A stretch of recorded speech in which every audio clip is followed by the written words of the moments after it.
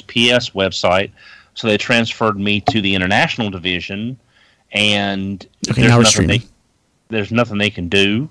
So, but she did give me the number 2 customs, so I can call the facility directly and maybe talk to someone and say, this package has been there for 2 weeks, it hasn't moved.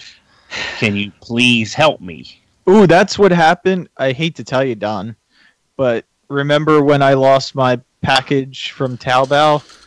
That's what happened, and it turned out it was delivered at the wrong location, so they destroyed everything. Well, I mean, here's the thing. I mean, I know it can happen. It's just I ordered Fans Toys Rogue or Rouge, whatever, from that same seller a week after, and it's due tomorrow. Oh, I order from Taobao all the time, so. Yeah, so I mean, I don't know what Gorilla could have triggered that something like Terminus Giganticus, who I got from the same seller, didn't trigger. Well, so aren't there regulations against sending exotic animals through the mail? That's true. It's Don. It has nothing to do with the figure. It just they blamed it on the airplane, that the airplane dropped it off at the wrong facility, and because it was the wrong facility, they didn't have paperwork for it, so they just destroyed everything. That is such BS. It had nothing to do with what was in my shipment. Well, I mean, I don't know. It's just this is the first time this has happened. Yeah, but I hope that's not the case. It just sounds very similar to what happened to me. Yeah. It's just I just don't understand why it would just be sitting on a shelf for 2 weeks. Now, granted, it's a lower priority package, so maybe again I'm spitballing here. Maybe they've got. Don, so I just looked into it, and I think I found a picture of your package at the facility. I put the Skype customs chat. Usually doesn't work like that. They move things in crates. So yeah. I've seen that it's before, moving. But yeah. It's moving. For 2 weeks, my Gorilla has done that. For 2 weeks. Yeah, customs usually moves things in batches. So if it's in a batch and there was something bad, it could just be held up because they're waiting to manually clear everything else that was in there. Okay. So so maybe the container it was in had an issue with something at the other end of the container. Exactly. Everything is being delayed. Okay. Well, it's exactly. I'm just going to have to wait and see. It's just, again, I've been very lucky. This is the first time this has happened. And I'm sure our friends in Canada and overseas have something like this happen all the time. And on top of that, they have to pay import fees. No, geez. Yeah, but it's just the fact that it's there, it arrived, and the Gorilla of my dreams is sitting there. Oh God, Don. Sitting there unmoving. Hopefully it'll move. Hopefully you'll get it soon. And not move for more than 4 hours, though. So, Don, what do you think of that new Voltron? Yeah. It's another Lion Voltron. It's another. Just what we didn't have enough of is more Lion Force. Oh, what is what now? Super mini plot Voltron. Oh, okay. It's nice I looking. pre-ordered that. Yeah, it is. Yeah, it's nicer looking than the toys that came out last year. I was going to pre-order it, then I realized I'm going to be very, very poor very soon. And you have to build it. And you have to build it. I'm fine with building stuff. I just we're really gonna have to work at making you order stuff now, aren't we? If you want my marriage to persist. I mean, we're not really as devoted to that idea as you seem to be. You just got that one. G2. Yeah. You didn't have it. Doesn't it look a field army? What? Oh Jesus! A field army. Oh, is that the KO of? Yep. It's okay. I remember it's the KO of the G1 molds. G1 molds when you open it up. It's so strange. That's right. I remember that. It's because he got the Superion last week, I think. The white is that the one I that got was them all together. Yeah, but man, I reviewed it. I didn't post it yet because I haven't had time to edit the review. But man, they are crap quality. I'm not entirely surprised. I was disappointed. Are they when you upscaled or what? No, they're straight G1 knockoffs, but really bad quality. Really, really bad. I'm like, they went through the work of knocking off this box. And I was like, they put some work into that. No, they didn't. BRB. I'm so disappointed. I was hoping I was going to get a decent G1 knockoff for my G2 Superion and my G2 Menasor. Oh man, that G2 Superion is garbage. Oh, that's the one I filmed the review on. Yeah. Well, Doc asked, if the Superion was garbage, why did you get the Bruticus from the same? He got all three. You ordered them together. Yeah, I ordered them together. Weren't they only like $10 a pop or something? Yeah. Yeah. Before shipping. Why not just order them all? Yeah, before shipping. And the boxes surprisingly are not that much smaller than the Combiner Wars box because I compared that in the video too. Oh, nice. So at least you have a matching set of crap. Yes. Okay. That's small. That's like saying. That's like saying, well, buying the third-party records. Well, at least my third-party records match. Yeah, but it's the records. Why did you even care? But okay. Don't let Amy hear you say that.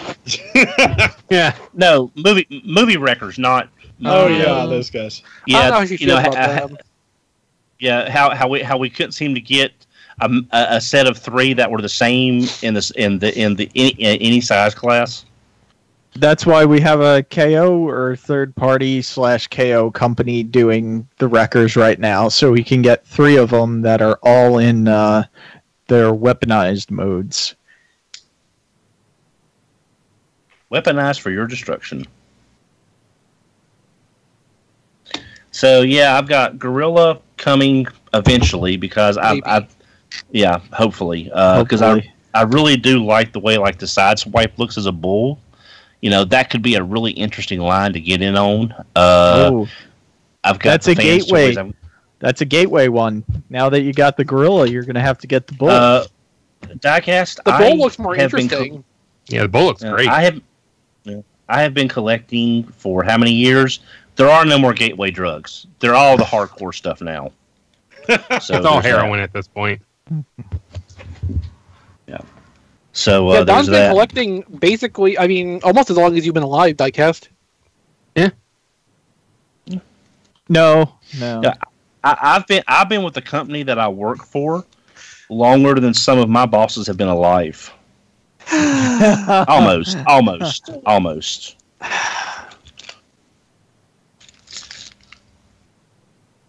But yeah. Ah, crap! My coffee's got grounds in it. Yeah. Filter better. It was the last bit in the pot, so I shouldn't be surprised, really. Extenders, Matrix, thingamabobs. Okay. Let the Matrix light your darkest hour. I wish I'm not sure. I don't think Diamond has reissued it, but y'all remember the Matrix, the Diamond Select? I think it was Diamond. Did the Matrix statue that glowed with it had the LED in the base, and you could remove the Matrix and hold it, and you use the key to Vector Sigma to turn it on. Yeah, I remember that. That was a nice piece. It was expensive, wasn't it? All that stuff was expensive. I got mine during a sale at Acme Comics in Greensboro many years ago, and I think I got it for $75 or $95 on sale, down from like $160 or $170, because Jermaine was trying to move a bunch of the statues, and it's about almost the same situation where I got the Kotobukiya classic Iron Man statue, because they were just trying to move some of the statues on the sale, and I got that Kotobukiya Iron Man for a really good price, because he was just trying to move some statues. I saw I saw P.L. had his sell list up, and I looked. I thought, oh, thank God, there's not a Hot Toys Mark V, because I would have been so tempted if he had a Hot Toys Mark V Iron Man on that. But luckily he didn't. So that was. Oh, Don, did you see Emgo put a video up for Leia? Oh yes, I did. That is such a horribly screwed up figure, and putting it next to Fan Toys Rogue is like, this is crap. This is not. It's a very simple. Now I will admit, if the die-cast legs matched the rest of the body paint, if that thing went super cheap on clearance, I would get it just for the robot mode, because it is. I do like the way the Leia pontoons are kind of a little on the back. Are a little more. I'm not sure. Pauldrons, not pontoons. Pauldrons. What you call them? Pontoons. I didn't know what else to call them. No, the pauldrons on the back look a little more fixed in place than the ones on Rogue, because the ones on Rogue's on that armature that kind of makes it doesn't quite lock into place. But the die cast in the middle of the legs that doesn't match the paint on the rest of it. It's just like it's like Power of the Prime's Rodimus's shoulders. I also found it kind of troubling that in all that they couldn't figure out how to keep the hands on the arms during transformation. Yeah, that struck me as like, Toy World, you've done better toys than this. Why was this? Well, it's Zeta Toys. The designers are the people who are Zeta Toys now. But didn't Zeta Toys just split off from Toy World? Yeah, but they were the designers from what I understand. So Toy World right now has no designers. Okay, that's what you're saying. Yeah. That's a shame. Yep. Is that the right pay? And I was never a Toy World fan. Like, it's just... Well, I mean, I've got several things from Toy World that I enjoy. They've not done a very good job lately, which I guess is because of the split and everything. It's just like that cup. That cup. Yeah, that cup is. That never looked good. There's aspects of the cup I can see what they were trying to do, which I appreciate. Trying to get the boxiness of the legs instead of having the more square legs, which I see what they were trying to do, but the end result is just Season 3 characters are not their thing. It's like when I first saw the photos of it, I was like, yeah, that's got to be a prototype. They're going to paint that. That's unpainted. Yeah. They're going to paint that. Oh, they're not going to paint it. All right. And the face is way too dark. It's like, it's like he's... It's one of the areas they forgot to paint. Yeah. So, I mean, Toy World, I think I've got their Evil Star, their steam locomotive version of Astro Train. Yeah, but that was like 3 years ago. Yeah, but I'm just saying. What have they done for you lately? But you also got Chigger. Now, a little bit different aesthetic. Throttle Kaiser. How do you like Chigger? Yeah, I like Chigger. I like him a lot. I was really enjoying the transformation until I got to the arms. Then the arms are kind of... I can see you had to be that kind of twisty to get everything in the other two modes so well hidden. Yeah. But to make the arms, it's like pivot, twist, 90-degree turn, pivot.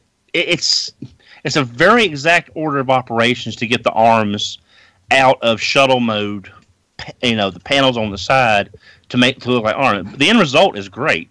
Shuttle mode is a little squat, but I think they pulled off one of the best one mode not looking like the other two of most triple changers. Because if you look at the train mode, there's almost nothing that would belie it being a space shuttle, other than maybe the headlights. And if you stood up with someone who didn't, you could call this guy Astro Train. And if you look at the train mode, someone could probably say, well, what's the Astro part? Because there's nothing really visible on the train mode. And the shuttle mode, huh? He's well lubed. That's the Astro part. And the shuttle mode, while squat and very squat, Still looks very good. I love that shuttle mode. Yeah. Other than the arms being just that very specific set of order of operations to get them from long side panels into arms, I really like the figure. I wish I'd have gotten them sooner, but I used eBay coupon codes and got them for less than $100 shipped. So I'm really not going to complain about having to wait. The other bad looking thing is Toy World Springer. Oh God. Yeah. I've got Alan, and I got Alan again. With a coupon code, and he was the first Masterpiece level Springer, not counting Defender, because Defender wasn't Masterpiece. He was definitely a Classics figure. Then why would you mention it? Because he's gone. Yeah, and because a lot of people diss. Not counting Generation Springer and G1 Springer, which are also not Masterpiece. Yeah. Right. Well, let's see. I've seen a lot of people diss the Defender mold because it's not Masterpiece. Well, Masterpiece really wasn't out there that much, and it was going for more of a classic. It's sort of like the thing that really bugs me. And this might be a topic for It's a Don Deal. I might save it for that. Yeah, save it. Topic. That could be a good topic for It's a Don Deal. Watching that video of Leia, it seemed a lot like they were engineering it to be a much smaller toy. Or the budget they thought they had for it ran out, or they couldn't. Yeah, that explains where the rest of the car shell went. Yeah, exactly. Yeah, I'm serious. I'm serious. I think maybe they had that figured, they had that budgeted, and then after all this happened with Toy World, to get that figure out with the money they had, something had to go. No, I think when they were designing it, they decided to fully prioritize what the robot mode looked like, and just let the vehicle kind of come together however it did as a consequence of that. Well, if it was priced around now, I'm not sure what the going. Once I saw the car mode, I stopped even worrying about Leia. But if it was like around Zeta Toys, like $59 to $69, like their Jazz was, people might buy it just to have a master. That would be I guess that could be a good cheap filler. But I mean, if you're going to do that, just spend the extra money and get the Fans Toys version. Hey, real quick, Dusty Griffin or Powell, who we see once a year, which I missed him this past year because I didn't go to Joanna, just got married. So, congrats, Dusty! Congratulations! Congratulations, man. Oh, Adam in the chat says Leia's best seen in a very dark room. Need a couple beers in you before you try and transform that one. Oh, this ain't that bad. Well, she does have beer goggles. Then you wake up and you're next to it. It's next to you in bed, and you're like, "Oh my god!" Throw that away. Sometimes you have that experience with Mock Kick too. Yeah. Well, I'll be honest. To transform Mock Kick, I have to pull him apart at the waist at that ball joint, transform each half, and then stick them back together. I know that's cheating, but I just want to point out that I really like XV's double-eared joke. For people who don't get it, it's a horse transformer / Godfather joke. Oh yeah, I got it. I have not seen Godfather all the way through. It's one of the movies I've just never got around to seeing all the way through. Me neither. There's a lot of movies I haven't seen all the way through. Hey, John. What up? But I did watch one show that I don't watch a lot of TV anymore. But I did see that clip online where I didn't know Rick Moranis had retired from acting. I didn't. Yeah, because his wife died. Yeah. Oh, okay. I did. He was taking care of his kids. But Rick Moranis, can't you afford a babysitter? Well, he wanted to be with his kids. Wanted to spend time with his family. Yeah. Yeah. But I mean, but he did come back and did that scene from the Goldbergs where he's Dark Helmet, which I saw that. I think now that he's, I think I'd seen it mentioned somewhere that now that his kids are older, he'd be willing to get back into stuff. But, yeah, I remember something like that too. Yeah, and I remember he wasn't strictly retired. He was spending time with his family. Right. Because I know him from Ghostbusters, but I know he's been in a ton of other things as well. He was in Ghostbusters? Little Chapel Horrors? I have only literally watched Ghostbusters 300 plus times. So. Oh God. That is I have another movie I haven't seen is Little Shop of Horrors. It's a lot of classics I've never watched. I've just never got on to watching them. I don't know that I'd call it a classic. I'll be honest with you. Well, I think cult classic. Well, I think as far as a musical, it's kind of a classic. It's no Seven Brides for Seven Brothers, Don. Don, you're right. Don't let Brian give you a hard time. I almost bought West Side Story on Blu-ray this weekend, and I thought, will I ever watch this? As much as I love it, will I ever get around to watching it? And the answer is no. Yeah. No. But I have to say, I have very odd tastes in what I like, obviously. But I think Clue is one of the best comedies. I think Clue is one of the best comedies of all time. Oh, you're right about that. You're absolutely right. I've never seen it. Yeah, I don't think it's I've okay. seen the whole thing. It's I've good. Seen pieces. It's not that good. It's good. Well, like I said, I think it's. I would like to see Clue, but I think I would need to have it as part of like a group experience. Yeah, I agree.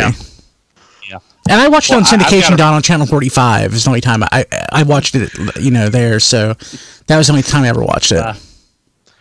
That takes me at a high point. 45 and 48. Yeah. Wow.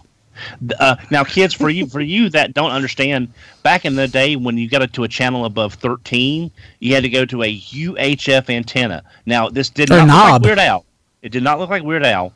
It was a circle that attached to your other antenna, and you had to twist it and sometimes hold it to get your channel to come in. Sometimes you could use tinfoil and make a little tinfoil chain to your other antenna to hold it in place, so you could do that. And you would get these other stations called UHF, ultra high frequency, were really fuzzy, but had a lot of good shows. They were really fuzzy, but they had a lot more carriage range than the VHF channels. Yeah. Mm-hmm. Yeah. That's how I watched season 1 of Transformers out of Charlotte WBBT. Yeah, I think that's the BBBT. Channel 18. Channel 18. Charlotte. Yeah. I remember being very young, and we all there was one air conditioner in the house, so we were all piled into that room at night, and I would be the one who stayed up until 3 a.m. when nobody else was up, so I could catch Barney Miller when it came on in Delaware. Wow. Well, I remember back in the day when we didn't have cable, I would stay up well past my bedtime. I would go to bed and then I would get up and sneak up. I had a little 13-inch black and white TV in my room, and I would get up and I would watch Blake 7, because Blake 7 was the last thing they showed on PBS. I don't even remember that. At 11 p.m. before they signed out. I remember watching Star Hustler on PBS, though. Oh, yeah. Oh, yes! Oh, God! Well, that was the last thing. They always showed Jack Horkheimer's Star Hustler. Jack Horkheimer, yeah. Mm-hmm. Yeah, my favorite thing I watched on PBS was probably the Red Green Show. Oh yeah, that definitely. I think I'll be right back before we get started. Okay, good. Although I caught a lot of early episodes of TOS on PBS when I was younger too. Really interesting. Yeah. Oh wow. I know when I was like 12 or 13, occasionally they would have movies on PBS that would include nudity. Yep.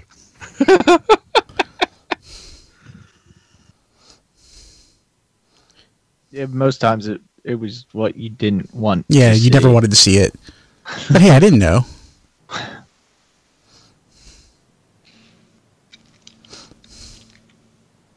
Yeah, British that comes on Saturday night's also good. Keeping Up Appearances was one of my favorites. Are You Being Served? Well, that too. That was Don's favorite. I mean, Are You Being Served is legitimately great, as dated as it is. No, sir. Yes, sir. No. I'm gonna bite you. And that was the only time I ever watched Doctor Who. JSP, I didn't get Faulty Towers on any of the PBS stations where I lived, but yeah, that would be a good choice too. An excellent choice. It's on Netflix. I watched Doctor Who and Red Dwarf. That was basically my teenage years. I never liked Red Dwarf. I don't know why. I'm not going to hang up on you, Don, since we're about to start. Since we're about to start, I'm not going to. But I was very close. No, I mean, it was one of them things I just never. It's like Princess Bride. I just don't see why. Okay, hang up on Dawn. Thank you. That did it. That did So my birthday's coming up in a few weeks, and basically my birthday weekend, the theater is going to be playing, not for my birthday, but just coincidentally, The Princess Bride. So that's what I'm doing for my birthday, is watching Princess Bride at the theater. What weekend's your birthday? June 7th. So it's a little less than a month away. So when I'm actually in North Carolina. Oh yeah, so you're going to be at Outer Banks though, right? Yeah. That's so far away, it might as well be another country. Pretty much, yeah. You've got a big state. I don't know if you know this. It's bigger than it seems. Yeah. It's not as wide as Tennessee, but it's close. Well, it's gotta be close, yeah. Yeah, Tennessee. God, it's like, it's like, you're in North Carolina. Come see me. I'm in Tennessee. Where are you at? Memphis. No. Yeah. Yeah, it's like from where I am, it's at least 3 hours to Memphis one way. Yeah, you got to really have a reason to go to Memphis. Okay. Well, if you want to go walking in Memphis, with at some point I would like to hang out with Alan, but we'd probably meet in the middle in Jackson or something. You should do that. I've talked to him about it once or twice. There's just never been good timing for it when it's come up. Alan's awesome. But hopefully sometime. You should check out Toybox Comics on Twitter. Toybox Comics with an X, I think. Alan's he's webcomic. He's good at his toy comics. He is good. Okay. So we're streaming, we're recording. At this point I would hope we're streaming. Thank God we're streaming. Blah blah blah. I have two backups going. If we weren't. Oh yeah, I got this recording thing going. I'm recording. Hey, real quick, if anybody's watching live, and we know you are, after RSC is done, we're going to do It's a Done Deal again. When you call in, make sure to have the live stream audio off. And you'll probably hear a little bit, especially people on the stream will hear a little bit of an echo. Unfortunately, it's unavoidable, but the podcast version will not include it. So, yeah. So, I was hoping to fix that, but I can't. Well, that's unfortunate. It is unfortunate. Not without spending tons of money, right? I'd have to buy a different system. I don't want to. Well, Brian, have you tried a bigger hammer? Because, I could definitely stop the echo with a hammer. I would just stop what it's echoing. So... But yeah, and that number's 931-994-6268. We'll start here in about an hour 15, hour 20, around 9:30 Eastern. So it's 8 Eastern now. Let's do this. 3, 2, 1. This is Radio Free Cybertron, episode 570, recorded May the 9th. Be with you? No, nobody cares. 2018. I'm Brian Kilby. With me this week, I have Diecast and his dog, who I just saw walking behind him. Yeah. I never hear your dog, but people can hear my dog and the door is closed and he's in the other room. Yeah, she doesn't bark that much. Max does.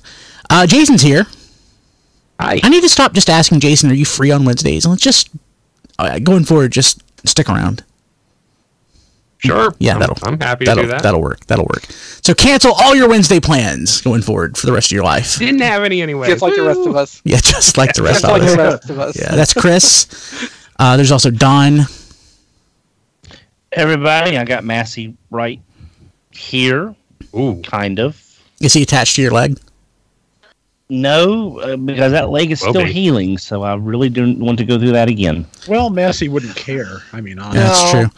tfradio.net/Massey Attack for all your Don support needs. Everything from Bactine and Band-Aids all the way to a casket if necessary. Get the Bactine. Help him out. Pushing that casket. Something. It's $10,000. We could use the Amazon referral fees, Don. There's Matt. Hey, we'll probably protect the figures against lights, so you can lay your figures in there. Dude, you could use it as a figure display until you need it. Yeah. So that could be like a, IKEA could do like a detolf shape, like a coffin with little shelves and lighting. Just turn the detolf over. Yes, a detolfin. Yeah, the dolphin. That's good. Sounds like a fake dolphin you would open up and put fish themed things in. Depends on the Dolphin's porpoise. not fished on. I know, but I'm just saying, sea life. Hey, Rob. It is the chicken of the sea. Save them, Rob. Save them. It's a giant dolphin, I tell you. A giant dolphin. Dolphin Boo, what's the matter with you? Rob, please. You don't act like the other cetaceans do. You having a good Wednesday, Rob? Yeah, I think I am. Good. That's good. John DeLuna. Yeah, what's up? How's it going, John? Not good. I'm losing. Oh. I'm ready to go. I'm ready for the show. Oh, that's good. I wish I was playing Street Fighter V right now, to be honest with you. Yeah, if you were, John probably wouldn't be losing anymore. Yeah, it's true. Ooh. I was actually having an interesting conversation. John, haven't you beat the game yet? Oh God, Don, you just don't understand. That's not the point, Don. But it's kind of actually funny. I was having on the recording that we were doing this past week for the RPG Lessons Learned podcast. We were talking about online games just for whatever reason, and I realized that I only play online games with my friends and people I know. Why would you play online games with anybody else? Exactly. I don't like the idea of playing with strangers. I just don't care. Right. Yeah. Apparently that's an aberration. Apparently you're supposed to play with strangers. Yeah. It's not for me. Yeah. Well, that's how you learn all the new cuss words. Yeah. The only thing I ever actually played online was Fall of Cybertron, and I played with strangers, and it was, fine. I didn't have any bad experiences. I just don't care for playing online all that much. Yeah. Okay, so one time, almost a year ago, I think, when I was visiting with Hey Mickey, he's got PS4 VR and Star Trek Bridge Commander or whatever it is. So I was messing with that, and after an hour, he's like, "Okay, you want to go online and work with other people?" No, I don't. Yeah. No, I don't want to be on a bridge with randos. No. Did you see they're about to do a TNG update for that? I did not. Ooh. Yes. Yep. I'm not sure whether that's today, a free or paid update, but I saw. That'd be worth paying for. Yeah. I need a PS4 now. When does this roll out? Yeah. That I don't know. I need to know when to visit Mickey again. Yeah. And Massey can be Spot. Ha, nice. Yeah, I was going to say I would get a PS4, but I'm going to be so very poor very, very soon.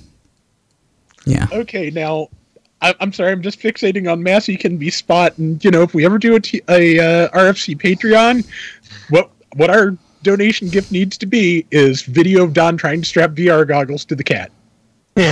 Oh, wow. It'll be out July 21st. That would be great. That's too late for the Joe contract. Yes. Yes, it is. Yeah. Okay. Son of a bitch. Well, it's fun now because I'm trying to doctor some. Massey has a little bump on his chest, and I'm trying to doctor with a peroxide and ointment. And it's fun to get him to lie down, not claw me, and stay still for about 30 seconds. Good luck with that, Don. Can you get some little kitty Valiums from the vet to help with that?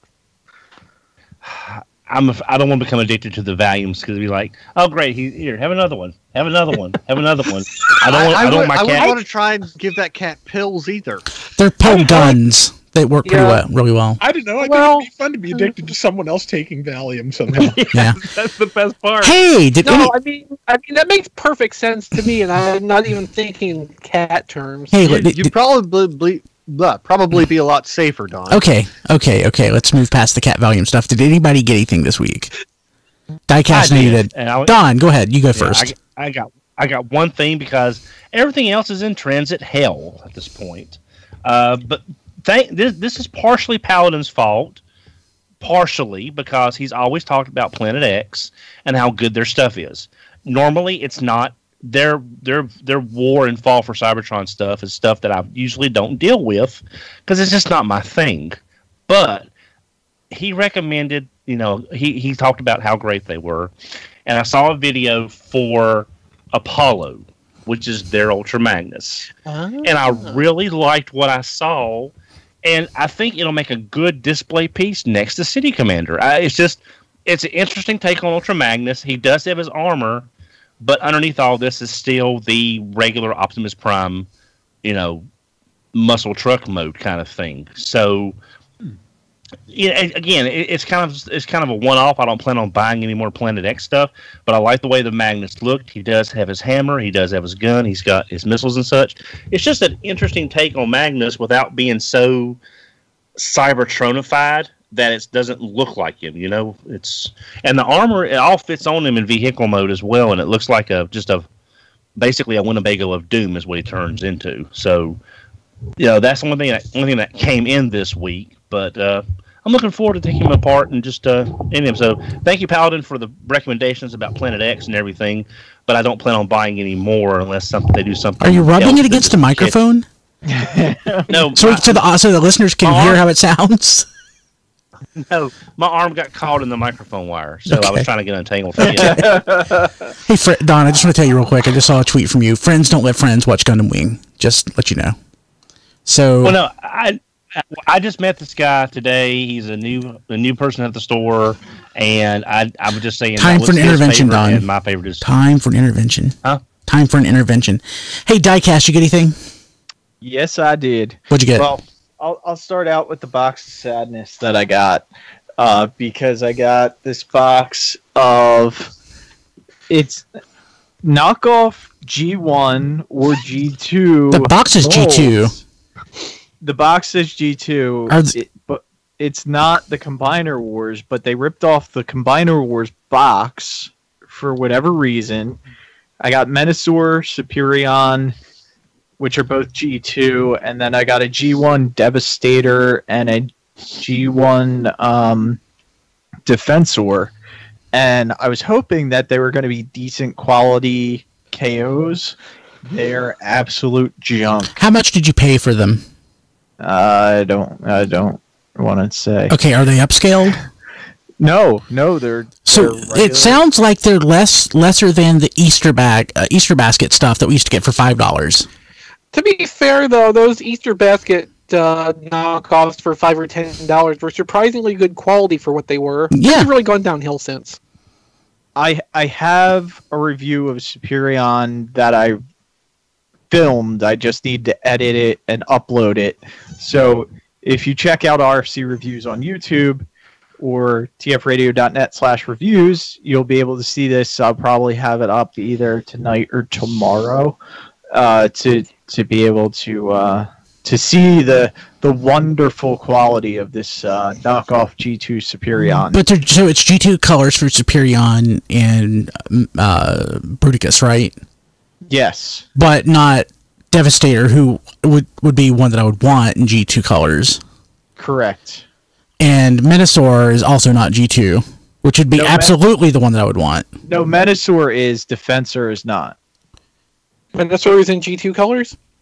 Menasor, yeah. Really? Yeah. Okay, so basically all three of the ones they did G2 Combiner Wars box sets for in G2 colors. Yeah. Okay. Interesting. Yeah. So yeah, I remember that because that was what fascinated me about these when you found them on Taobao. Because, I mean, even if they're horrible quality, just being able to get some kind of G2 Menasor is not a bad deal. Absolutely. Well, Brian, maybe Diecast will let you have his Menasor set, assuming he doesn't spontaneously catch on fire in the next few days. Maybe next time he orders something from Taobao, he can. I don't think he wants these anymore, Brian. Oh. Well, maybe he'll want to part with them. I don't know. So, yeah, but a G2 Menasor would be great, or a G2 Defensor. Now, I forgot. Have we seen? Are there do all the G2 Defensor combiner bits exist? I guess it would be just the G1. His head is building the hot spot. So yeah, there's nothing. Yeah, I guess we would have a complete design available for G2 Defensor. Should be, yeah. It's a shame we never got a Combiner Wars G2 Defensor. Yeah, really. Yeah. Mm-hmm. Jeez. I still can't decide whether I would have rather that happen instead of the Leo Kaiser we got. Yeah. Yeah. Leo Kaiser's really awesome.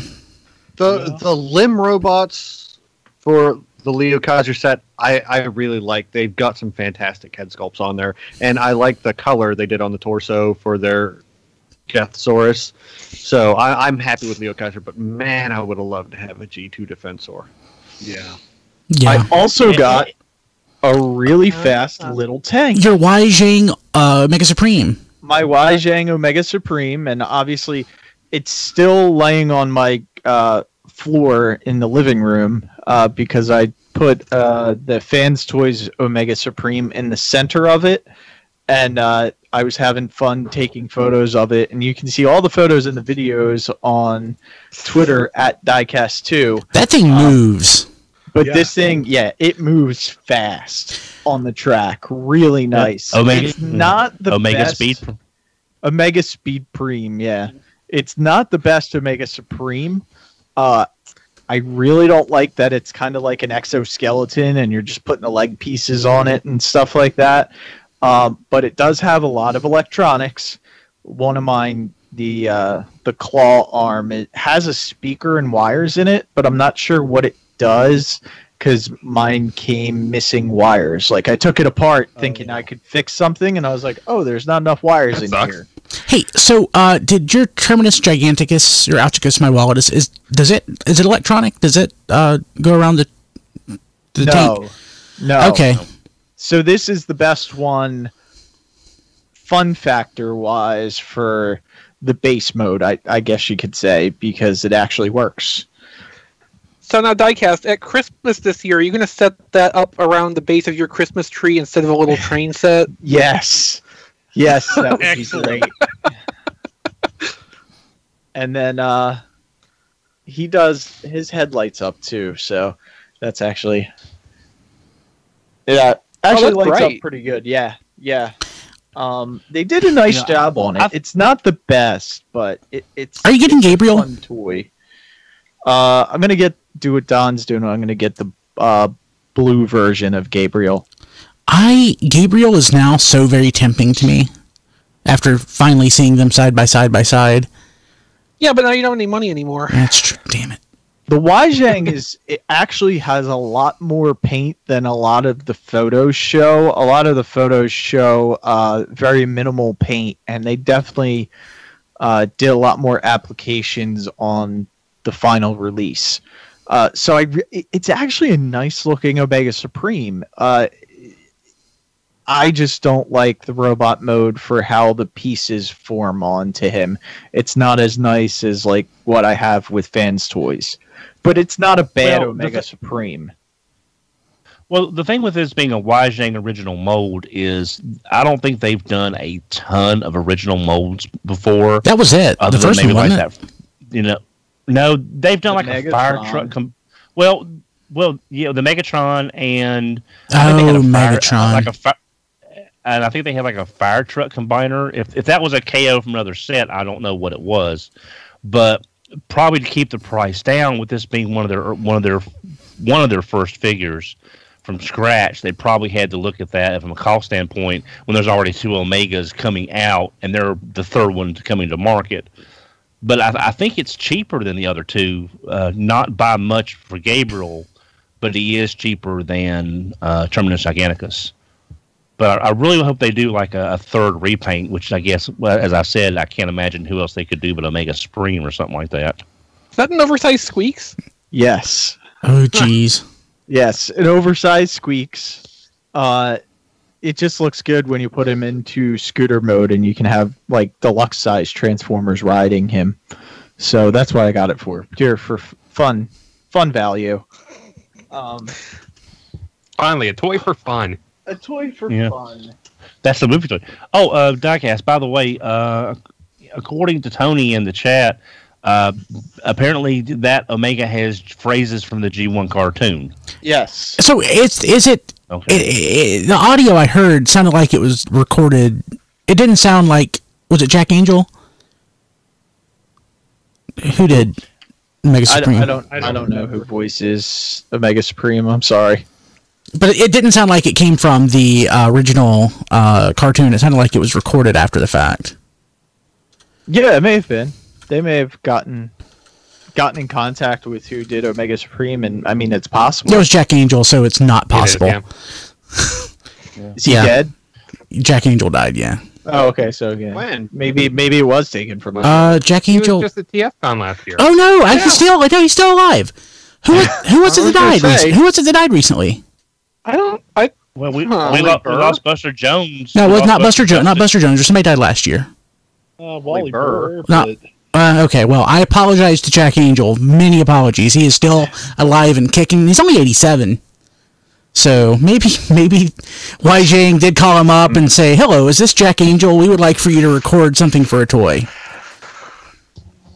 Okay. Who knows? Or it could have been taken from the show. It was good quality. The voice, I enjoyed it. I just heard it based on your Twitter video, so yeah. It didn't sound like it. I didn't hear any background music or any sound effects or anything like that. It sounded really isolated, so I would have been surprised, but who knows? And if you want to know what Brian's talking about, just go to twitter.com/diecast2. And then also, buy some stuff on Amazon at tfradio.net/Amazon. Not yet. I'm just getting all of them in there right now. We're gonna get them all in. And then I also got the 2 unique toys. The little headmasters. Little headmasters, yeah. We got which ones were they? Ape Face and Ape Face, Snapdragon, Highbrow, and is it Cerebros? Cerebros, yeah. So that's all. That's pretty much all I got. There's probably something else I'm forgetting, but that's pretty much all I got this week. Jason, did you get anything? Oh man, there's like nothing in this area. My Wave 2 from Captured Prey still hasn't shipped yet. Same here. Yeah. But I will say I've been putting on a lot of repro labels lately, which I think someone in the chat will be excited to hear. I love doing those. They're so much fun. And big improvement on Grimlock. It does wonders for Grimlock. I definitely recommend that set. Cool. Matt? Yes, I did get something I'm actually allowed to talk about this week. Okay, good. What's the fun in that? Are you sure? You better put it in the chat so we can clear it. Let Brian approve it. I finally shipped my pile of loot from Big Bad Toy Store because stuff was going to start shipping automatically anyway. So I got my Legends version of Overlord. Oh, nice. Ooh. And I got also Legends Blitzwing, which nice. This is actually the first one of this mold I own. I skipped over the Megatron and I didn't get the American release of Blitzwing because I wanted this one, but I did want the G2 Megatron, so I got that one too. Very nice. Ooh. I'm trying to remember if I got that version of Blitzwing. Now I need to check my. Now it did. Is that Blitzwing got the lighter lavender? It looks like it. It looks nice. Yeah. It looks great. Yeah. Yeah. And because I know what Brian got and I want to steal his thunder, I got Unicron #0 at Free Comic Book Day, and I got Great Shot. Yeah. Okay. I shouldn't have put that in the chat, but yes. What do you think of Great Shot? I really like him. The colors look great on the colors mold. Do look great. He's got little fold out horns under his headmaster helmet, which is nice. His chest wings completely make his arms immobile, pretty much. Pretty much, yeah. Like he seems to be way stiffer. There's no movement there. Yeah. So I have the Hasbro Entakara version, a 6-shot, and he seems to be stiffer than both, joint wise. That's good, though. Yeah, it is good. No, I'm not complaining. Yeah, not complaining. And I also took a cue from John DeLuna and got some acrylic risers for my shelves, but I have not put them up yet. So, tfradio.net/Amazon. You're awesome. Yeah. But if you do, could we even tell because they're like clear? His stuff would be the figure stand That's on awesome. On. It makes the figure stand higher. The risers. I know. Because we can't tell because you're so small. The screen's so small, so it's. I can tell. Yeah, Great Shot's awesome. But all his stuff is transformed, right, Brian? We'll reset that. Well, mine is not thanks to him. Displayed logically. It would take me a very long time to fix all of your stuff. My stuff is displayed fairly logically. It was very logical at one point until I just had to start shoving stuff where it would fit. I actually put up another. I don't know if you can see it behind me, but I put up another Kallax shelf this past week that it has books and toys on it. So you built it right this time, right? Yeah. Oh, did I tell you that? Yeah. Yeah. I took the thing. Yeah, I put it together wrong. Yeah, and it was not that actually hard to put it back together, but man, it was definitely very solid when I put it back together. I used new dowels and everything. I cut dowels. I got slightly larger. It fits wonderfully, and it's rock solid. Oh, good. And it's loads of books on it. So I will say the thing about Blitzwing I will forever be disappointed in is that his headmaster is not a little football coach. Oh. Well, yeah, we were all kind of wanting something like that. I didn't even think about that. I mean, it's perfect. The football coach, the head coach, the headmaster. Why did they not do that? I don't think I have the Takara version of Blitzwing. I need to fix that. He's so pretty. It's pretty I want nice. to meet one too. Well, Brian, maybe someone will trade you the Blitzwing for that extra Megatron you've got. Do I have an extra Megatron? I thought you. Oh crap! I do. I need to throw that on eBay or something. Megatron is just gloriously purple, and I love it. It's great. I wanted to like that, but I wish it was green. Yeah. But they got it correct. It's nice. I'm fine with the purple, but it just needs more purple, I think. See, also, the how G2 Savage Megatron, Noble.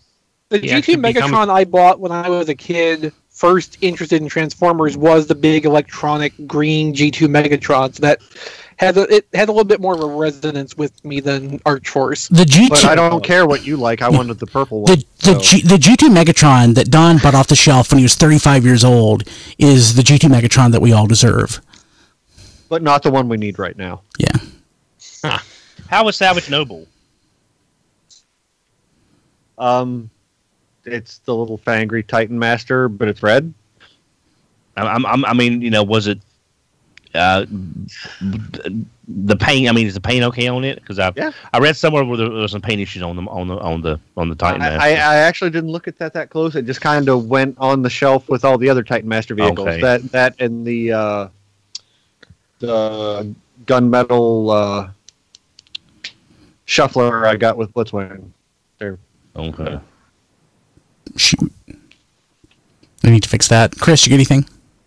Yeah, a couple things I want to talk about real quick. I don't have them on hand to show off, but someone who did not take credit in a note or anything got me the most recent Robots in Disguise Windblade and the Legends Bumblebee with the little spike exosuit headmaster off of my Amazon wishlist. So thank you very much for that, whoever that was.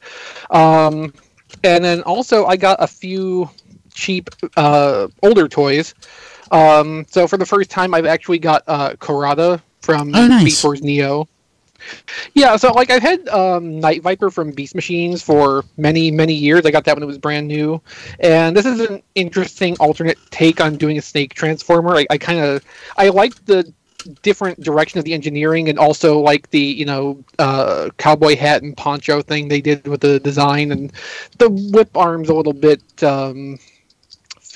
I mean, you can't really do much with it, but like overall, it's really cool. I'm glad to have that. Well, it's a little Devo, to whip it, but I mean, it works. I haven't transformed that toy in over 20 years.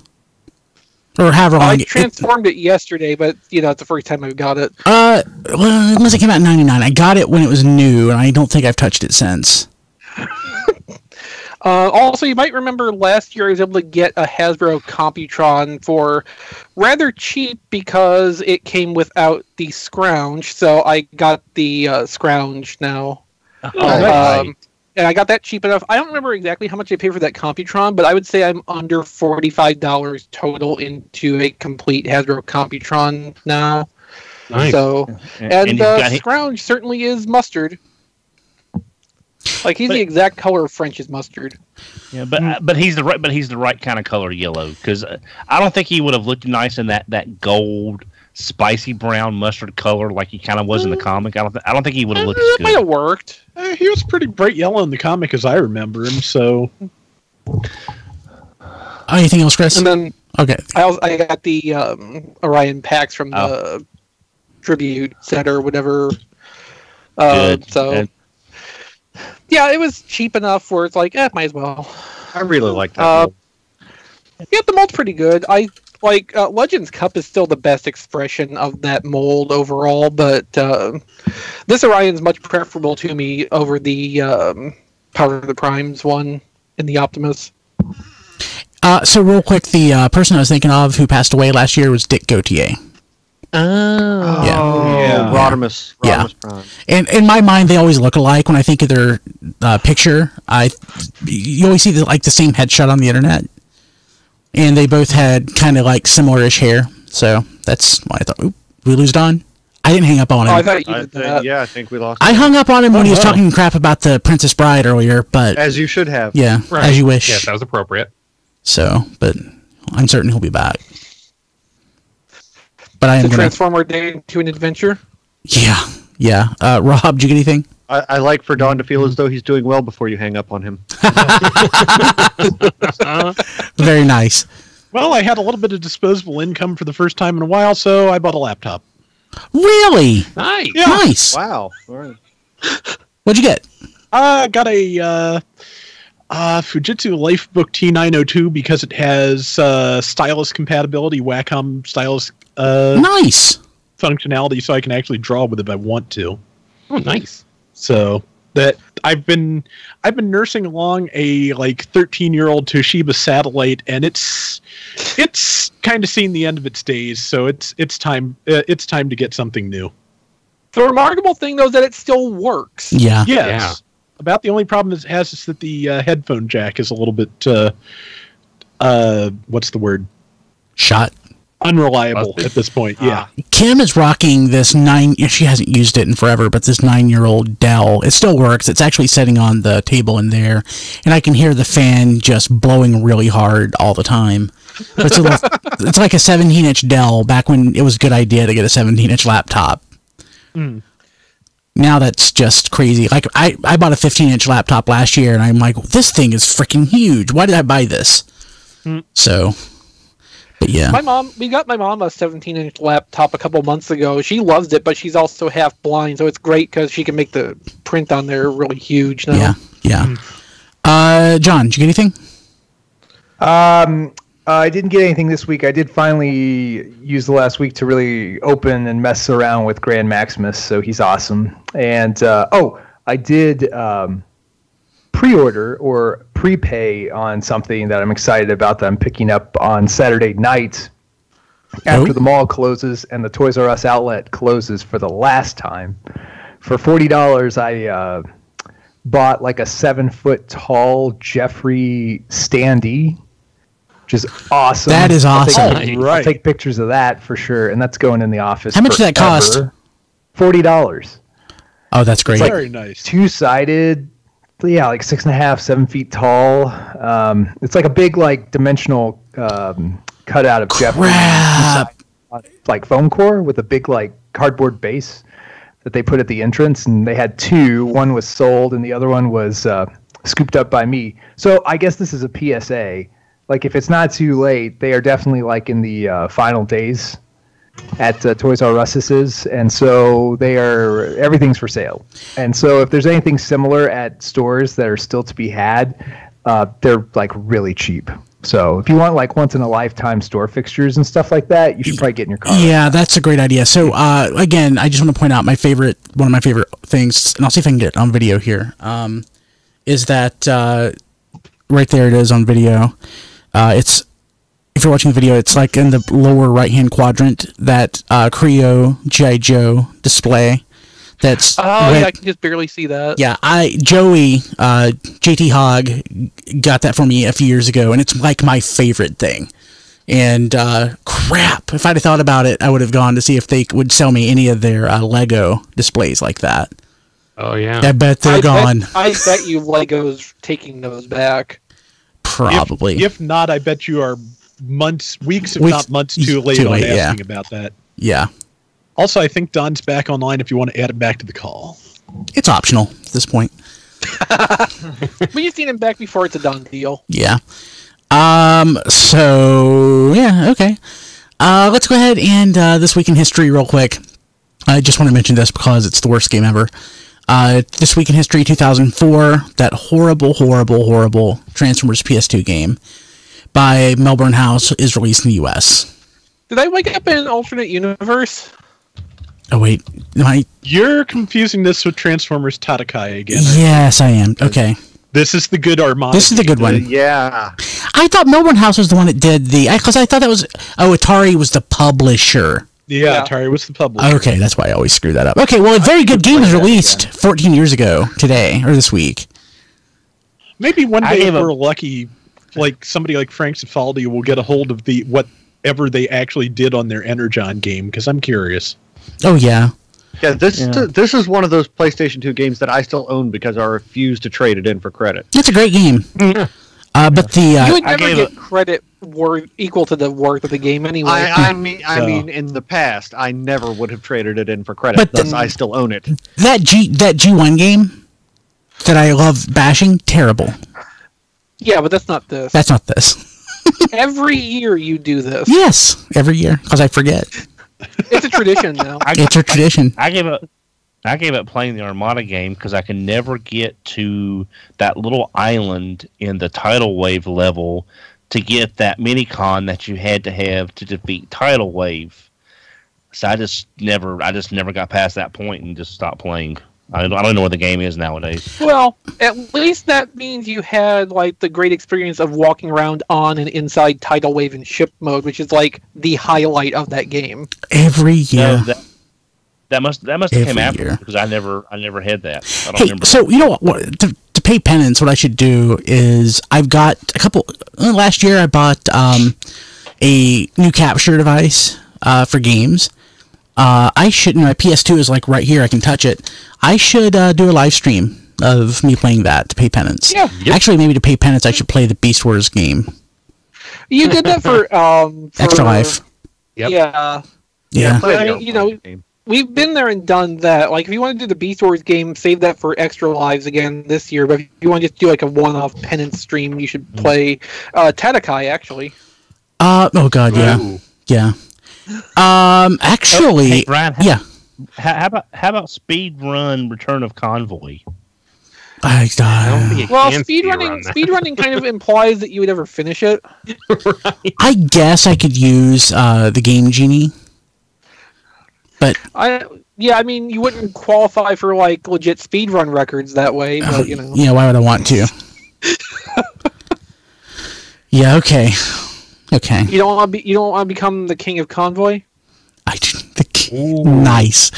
So on isn't that Conway Twitty? No. So on RFC 623, I will be talking about the terrible Transformers game being released. Yes, and what do you want? Let's start a betting pool and see if he confuses that with the good Armada game when that comes up later. Yeah. Yeah, well, it's 623. That's in a year, so that's when we come back around to this. So, okay, blah blah blah. What do we got? Okay, no big news item this week because nothing to me stuck out as like a gigantic thing. So I don't know why I'm leading off with this, but I think it's the newest thing on T-Formers. I love Happy Meal toys, and we're getting new Transformers Happy Meal toys, and they're cute. My Little Pony toys are cuter, but I like the fact that I have a inside source at McDonald's who can get me these very easily. Is your inside source at McDonald's in Russia? Because so far that's the only place we know these are going to exist. I'm not allowed to disclose. No, he's not. He's down the street. Yeah, you know, he's literally next door, actually. I'm glad you said that was in Russian because I was looking. I thought I'm dyslexic. Oh my God! No, it's like this.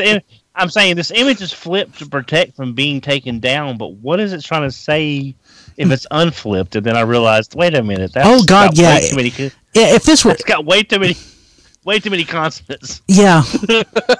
Yeah. No. So there's Optimus, Bumblebee. What is that? Windblade, Shockwave, Bumblebee. It's Megatron. Cyberverse Happy Meal. Starscream. Yeah, the Starscream's there. Yeah. Okay, yep. I couldn't tell from the photo that's Starscream.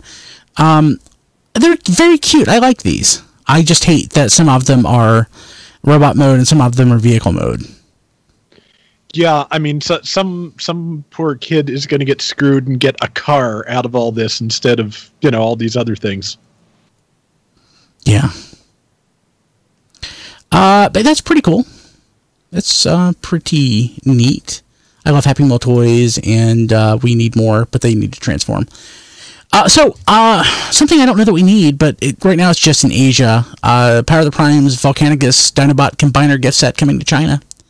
It's like the one Combiner gift set that I wouldn't want, but I do like the box. I like the box. Yeah, that's what I was going to say.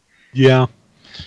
As far as I can tell, though, just from the pictures, it is just an external box with like regular retail versions of the toys inside. That would make sense.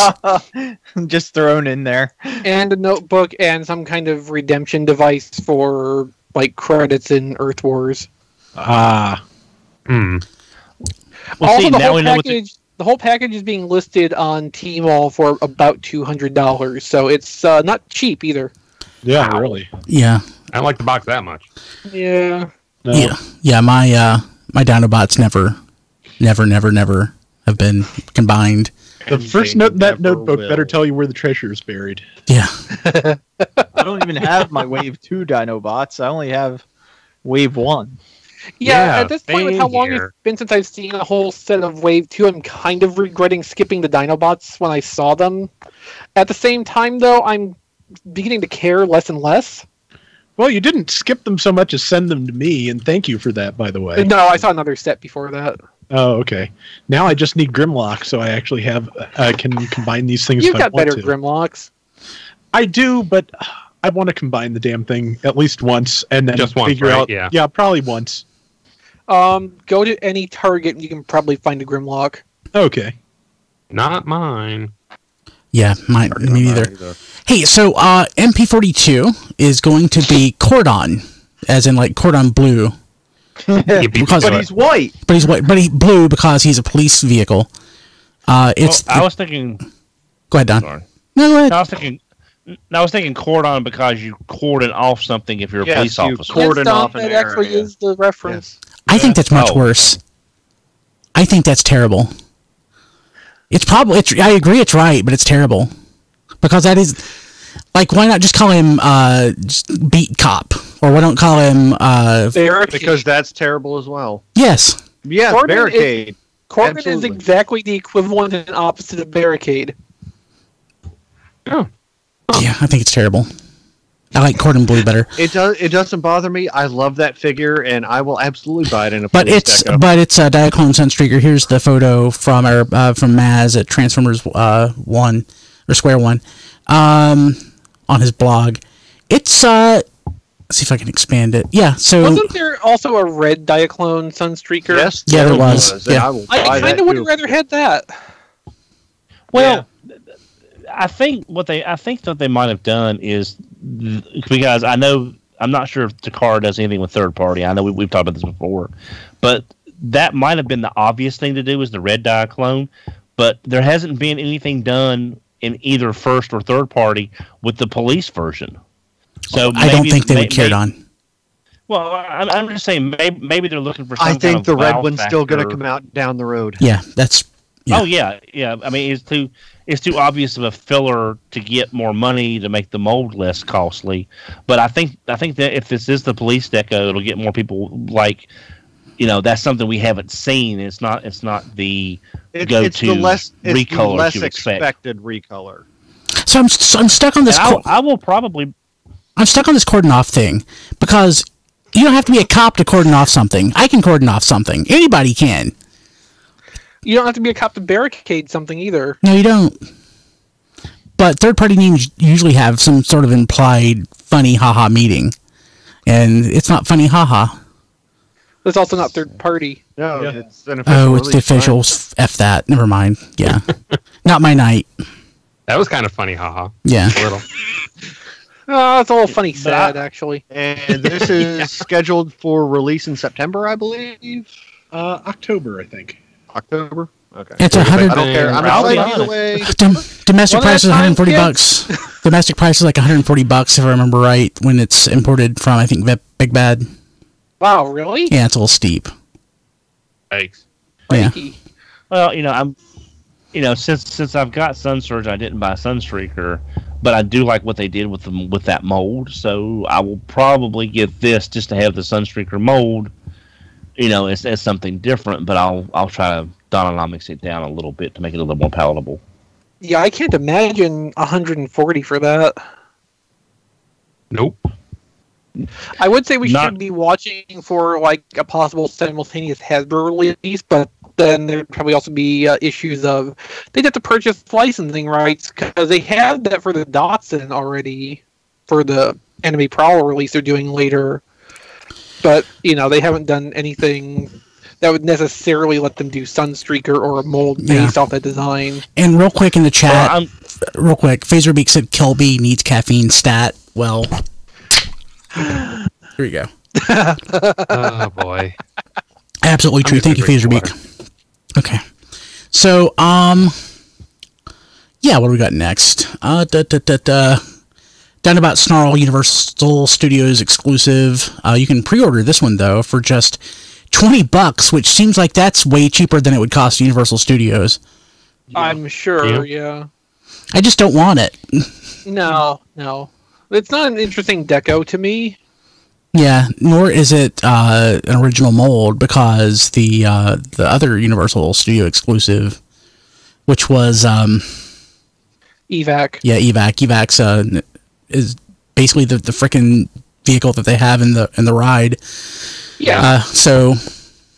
Yeah, I mean, if you think about it, Evac's basically the modern equivalent to the Chevy Aveo Swerve, except that you can buy Evac. But the funny thing is, you can't buy what Evac is representing. Well, no. But you can buy an Aveo. You want to? Chevy Aveo, you can buy that.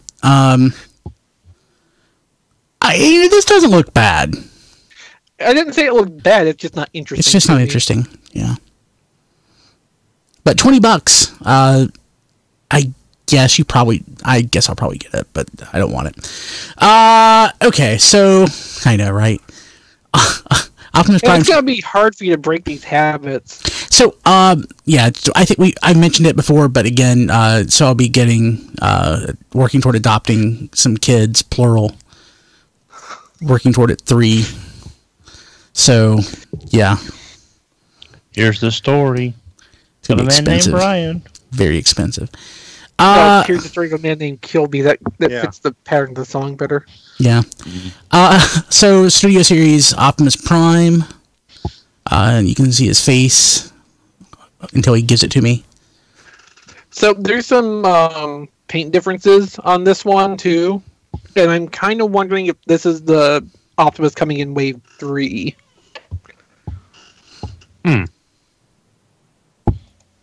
If we ever see Wave 3. I think we will. That'll happen. Yeah, I think this line seems to be doing pretty well. There's interest in it anyway. Was he just unmasked? That's the only difference? Minor paint differences on the chest, and the blades may be clear versus opaque. That's not enough for me to want to buy it again. I got to buy it for the first time. It's probably going to be a case of where that's going to come with a Dark of the Moon background, and they're going to treat that as the Dark of the Moon version, but it's just, an assortment refresh in case you missed it the first time. Yeah. Yeah. That makes more sense than them tooling up or, significantly retooling the existing one, or doing a whole new one to represent Dark of the Moon, which was, 90% the same anyway. Okay. And unless they were going to do an Evasion one, it's too soon to do another updated movie design from 4 or 5. Hey, so I don't know that we mentioned it, and I wanted to. The Toys That Made Us comes back the end of this month, right, for the second season? Yep, the 20-something. 20. Yeah, I'm really looking forward to it. I loved the first 4 episodes, and Transformers will be part of the second. I guess it's the second half of the first season, or is it really the second season? Mm-hmm. So it's going to be Star Trek, Transformers, Lego, and Hello Kitty? Yes. Why Hello Kitty? I don't consider Hello Kitty to be that important a toy line. In Japan, it's much more important, but here, I don't know. But basically, the Toys That Made Us had a live stream tonight. Obviously, we were doing the show and prepping for it, so we didn't watch it, so I have no idea what was on it. But they showed off the G1 Unicron prototype, which was last seen at BotCon 01, and it was shown off at BotCon 01. Don, do you remember seeing it since then? I remember it was brought out, and it was on display at some point after that, but I don't remember the circumstances. I just remember, and I remember hearing rumors it was purchased, and it's in a private collection. It was like $25,000 or something. It was a huge. It was a lot of money. It was a lot of money. And again, it was all those BotCons run together. It was a lot of money, and now it would go for way, way, way, way more. I would have bought it. I would have bought it. I mean, yeah, now as Transformers G1 collectors especially are older, more established, larger incomes, yeah, this thing could probably go for $50,000. I can see it. I can see it. I mean, you know. But I'll be honest, that I remember seeing it at BotCon, and I was like, I'm kind of glad they didn't make that. You know, it just. I would love to have that to this day. You wouldn't have known the difference in 1987. True. Yeah. I mean, that's very true. But it's. I hate to say it, but when I did finally see the thing in that case at BotCon, I was kind of underwhelmed by it. I still respected it for what it was, but I was kind of underwhelmed. It's hot garbage. I'd still buy it. I would too. Love it. Yeah, it definitely works for me somehow, but I love these toys, but a lot of them are crap. Yeah. I just wonder if that would be kind of a cool thing to get from a third party. Is that Unicron? You know, we're finished up and beefed up a little bit, but basically that running theory of a Unicron, so you could have that kind of aesthetic on your shelf with, let's say, your movie characters. Yeah, but everyone would yell that it looks like crap, and it should have been. They should have done a better version of Unicron than that. Like Beast Wars Neo Unicron. Oh god! Wasn't somebody working on that? Yes, the Neo Unicron. Years ago. The 95% of fans who don't know this exists, diecast is exactly right. They would say this looks like crap. Why are you selling this?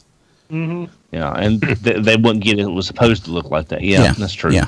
I mean, think about what happened with Fans Project and their Glacial Lords thing. Exactly. Like, they tried to make new G1 style toys, which people who got the idea of it were really into, but the majority of people just did not care about getting new stuff in that style. They want posable, they want masterpiece. I regret not getting those. That stuff was great. I think you can still find them fairly easily. Really? Yeah, I think so. Okay, I may start looking. Oh wait, no, I'm going to be broke. Dang it! Bad, Brian. Bad. Like, I still haven't been charged for my Grand Max yet, so I need to start throwing stuff up on eBay really quick to pay for that. Save your life. Yeah. So what else we got going on? So Power of the Primes. Special edition Repugnus and Counterpunch listings have hit online. Repugnus is currently up. Just the listing at Amazon Canada.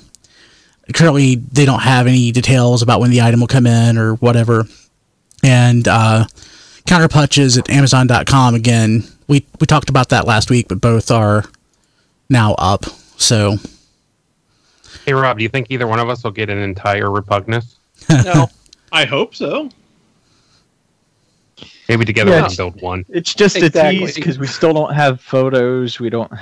We're probably not at this point. I would doubt we're gonna see pictures of them before San Diego. Yeah. I don't think any May Madness anything's happening. I don't think they're May. I don't think it's happening. Yeah. Do we know anything yet about these? No. Is there literally nothing?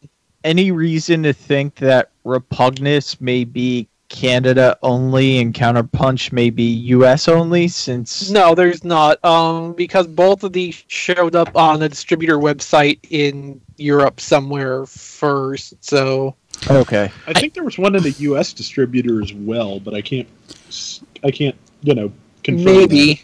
it would be really easy to do counterpunch, more or less. I mean, there's a lot of candidate bots out there that they could use. It would be the Jazz retool. I'm 99% sure that's what it would be. But what Repugnus? Jesse Wittenrich, formerly of FunPub and everything, was saying that they could probably even take the CAD model of the Counterpunch head from the Combiner Wars Wheeljack mold and just adapt that, modify the size and run a tool, run the tooling for that for the Jazz mold. He's suspecting they actually did that for the Nemesis Prime head on the Power of the Prime's Nemesis Prime, which is very, very similar to the one they designed for the Motormaster mold, which came out on Toxitron. Yeah. Huh. Okay. Well, we shall see. News as it develops. Okay, so a bunch of Make Toy stuff. Remaster Grand Mine, their highbrow figure. When I first saw this, I thought that it was Fans Project. I'm like, well, didn't their highbrow already come out? But no. Yep. But no, it's Make Toys. And of course, it's going to be nice because the remaster stuff is. Just, it's out of the price range. You don't want to pay for it. Well, yeah. And it's also out of scale from where I think it should be. Or probably will be. I don't know. You already have Cupola, so you should order one of these to go along with it, Brian. I didn't get their hardhead either. Well, order that as well. Yeah. Iron Will? Iron Will. Yeah. Yeah. Well, now also, Brian. Corden.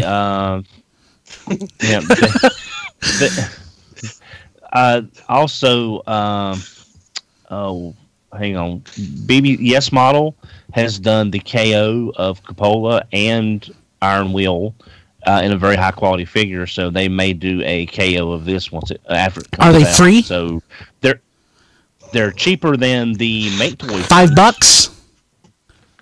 They're cheaper than the Make Toys ones, but they're not that cheap. I think I'll go as high as 20. Don, most people who want to get these, I mean, they're willing to pay the money to get the official third party. The official third party. Okay, and the legitimate. What you're saying is they're willing to pay to get the first party, third party toys. Yes. Instead of getting the third party. This from the man who buys all the knockoffs off of Taobao. Yeah. But and most of those Transformers in baggies minus wheels. Yes. I don't know how I feel about this because they have the camera focus on the Headmaster as opposed to the vehicle mode, and the vehicle mode looks a little strange from the angle that they have the photo of, because there's only two photos, right? It looks strange. I mean, it's highbrow is a very strange helicopter anyway. Yeah. But Zort definitely isn't missing leg day. Holy cow! Yeah. But I'm just saying that there may be a lower. I mean, if I'm saying support the people as best you can, but I'm also just saying there are some cheaper alternatives out there on down the road if you have to go that route. So people may not have known that the BB7 model was doing those, and they are of a high quality figure. Okay, hey, they're not upscales. Make Toy is also doing an unofficial Jetfire, and yeah. You like Jetfire? Huh? Yeah. You do? I don't. Hold on, let me pull up the pictures. No, you won't. I will not like it. Yeah, I don't. This is the one I don't like. Well, when we saw the render at TFCon, I think Diecast like that. I like the render at TFCon. I'm not really liking the. Okay. I'm kind of interested in what they're doing here because it's very different. It's very different. He is very bulky.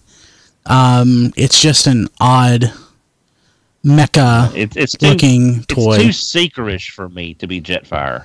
It is. I see a lot of like Cybertron, Starscream in the robot mode. Yeah, I see that too. Yeah, but the vehicle mode's really interesting. It's a different kind of design than I've seen in a lot of Transformers. Yeah, I think I'll stick with Kronos. I like their Cross Dimensions line. Maybe when this gets painted, I'll like it better. I said the same thing. I said the same thing on Twitter because paint may help a lot. Yeah. I mean, I'll watch whatever Macross series this ends up being the main fighter in, but... Oh, no, this looks like it transforms much too simply to be a Valkyrie anymore. Yeah, good point. Those things have, like, 100-step transformations. So, all credit to the animators, though. They actually, like, animate little arms, picking pieces up and putting them on different parts of the body as they transform.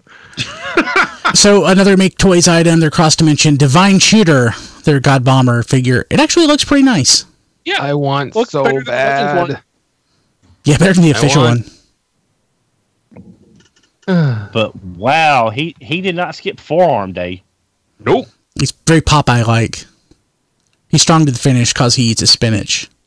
I mean, it looks good, but the first thing my eyes were drawn to were those arms. It was like, wow, that's just... In that sense, those proportions aren't that different from the official one. That had some pretty chunky forearms, too. Yeah, that's true. Right. That's true. I mean, it does look great, but I just... I mean, it's not for me at any rate, but that's kind of obvious at this point. Yeah. Well, yeah, and as much as I like this series so far, and even though the Jinrai I have has the God Bomber bits already included, I still want the extra bot. So this doesn't go with something else? Yeah, it goes with Thunder Manus. What you already have? Yeah. So why in the hell does your toy already have the bits? I don't know why they did that. I don't understand. I mean, obviously they made a separate one so they can do it with Thunder Erebus, I would think, because that's their Nemesis Prime version, but I don't know why they included the bits in the figure in the first place. Maybe so that you didn't have to buy it if you didn't want to, although from a business sense, I'm not sure yeah, that that's makes not a sense. good business model. But here I am saying, hey, look, I'm going to shell out money for another figure, even though I already have all the pieces. Yeah. But all those pieces don't make a robot, do they? No, they don't. And that's and there's enough differences in like the vehicle mode even, I think, to warrant it. So something I don't know that's warranted. We have Studio Series Brawl and Megatron, Voyager Wave 2, out of package photos. I am not a fan of that Brawl at all. It looks rough. Looks like he got punched in the head. It looks like the bottom of an RPM. To me, it looks like it belongs on the bottom of one of their die-cast vehicles. Or one of those 1/24 scale Jada cars now, because they have the same deal going on. Yeah. Oh, wow. Yeah. Yeah, it's like good, it's a Transformer in relief, is what it looks like to me. Megatron looks okay. I'm not crazy about that design. And then there's videos up that include transformation sequences for both of them. Megatron's fairly simple, but it's kind of Lockdown inspired in how it expands out from a compact vehicle to a fairly tall robot with a lot of volume. Oh god, unfortunately. Brawl looks really fiddly, and not in a good way. This is not the Megatron I want. I would want Dark of the Moon Megatron, but that'd be good, yeah. Although if they did Dark of the Moon Megatron now, it probably wouldn't have the hobo cloak. Oh, you gotta have the hobo cloak. Yeah, it's necessary. Yeah. They'd probably give it the shotgun, so if you have both Megatrons together, you'd actually have a full set of gear. No, I could totally imagine them somehow making a new shotgun incompatible with the old toy and making the new toy incompatible with the old toy's cloak. Yeah. Like, not even on purpose, just out of complete negligence. Yeah. So interesting. Robot Kingdom has posted a pre-order for a Walmart exclusive. G1 Hot Rod. And yeah. It is what, $33? Give it $35? Yeah. Which is totally reasonable. Well, isn't that around what the Hot Rod reissue at Toys R Us cost originally back in 2002 or whatever? I think it was like 20. It was like 35. I think it was substantially more than that. The Seekers, I know those were in the $30-ish range, and I don't think the Autobot cars were very far off. No, I don't think so. Ultra Magnus was like 50. Yeah. Yeah, so those prices now wouldn't be too bad, but back then they were pretty steep.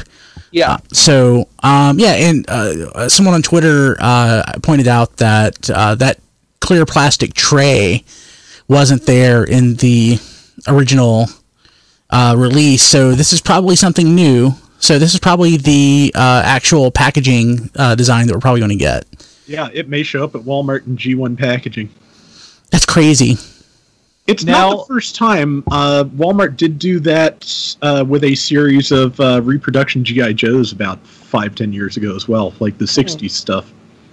Oh, I didn't remember that. Interesting, because I'm wondering if this has, and it may just be a coincidence, but I'm wondering if it has anything to do with Toys R Us shutting down, because that's who used to have all the reissues. There's never been a reissue that I'm aware of that has been anything but Toys R Us, unless you go with that blaster that was an exclusive at San Diego Comic-Con. Depends what you mean by reissue. G1 reissue. Yeah. Well, Commemorative Series Sideswipe ended up being exclusive to KB Toys. Yeah. I thought that was just stock that they bought from Toys R Us. Since regardless, the only place it became available was KB Toys. Yeah, because I do have that one, and that's where I found it, was KB Toys. And I was like, what is this doing here?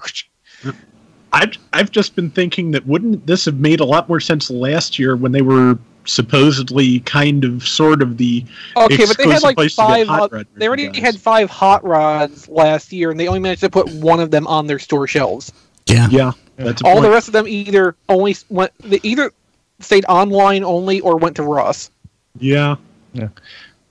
Now, Rob, I did have a theory about this hot rod. I posted this on Twitter, and y'all might have seen it.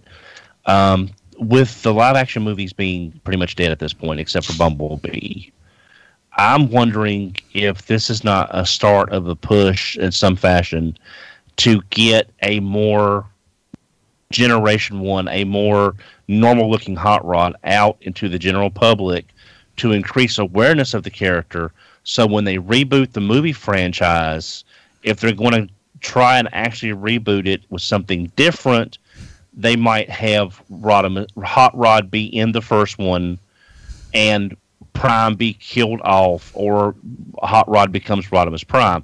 So they're using this as a starter to get a more normal-looking caricature of the figure out to increase public awareness of who this Hot Rod character is, because he will be so important in the rebooted movie universe. I doubt. That's an awful lot of reaching and a very long time in the future for them to be doing this now. I would say. I have a theory. I think sometime in the future, I don't know, probably the 22nd, 23rd century, we'll find out that there was an actual alternate universe where the Transformers really existed. And Hot Rod will have taken control of the Matrix, and he'll have found the Decepticon Matrix as well, and he'll have combined them. And it gives him the ability to travel through time and to project his thoughts into the past. So he projected into the thoughts of a Walmart merchandiser, you need to work with Hasbro to release a toy of me so that they'll remember. So that they will remember. My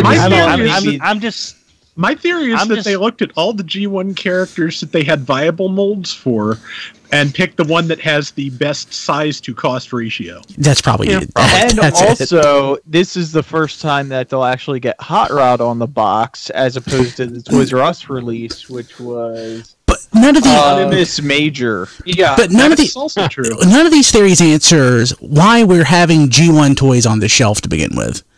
Because they love 84. Yeah, well, there you go.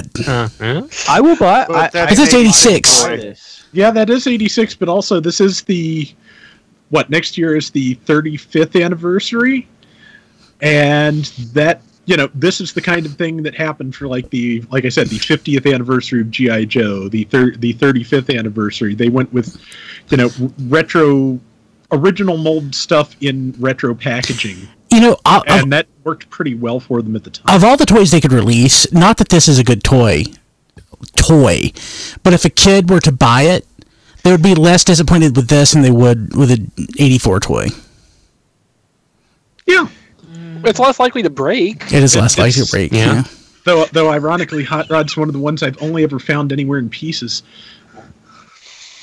I mean, I've found whole, Optimus Primes or what have you, but yeah, I've only ever found like the bottom half of Hot Rod when I find one. So it's, have you been following behind Kilby or something? Is this the Target Master tooling?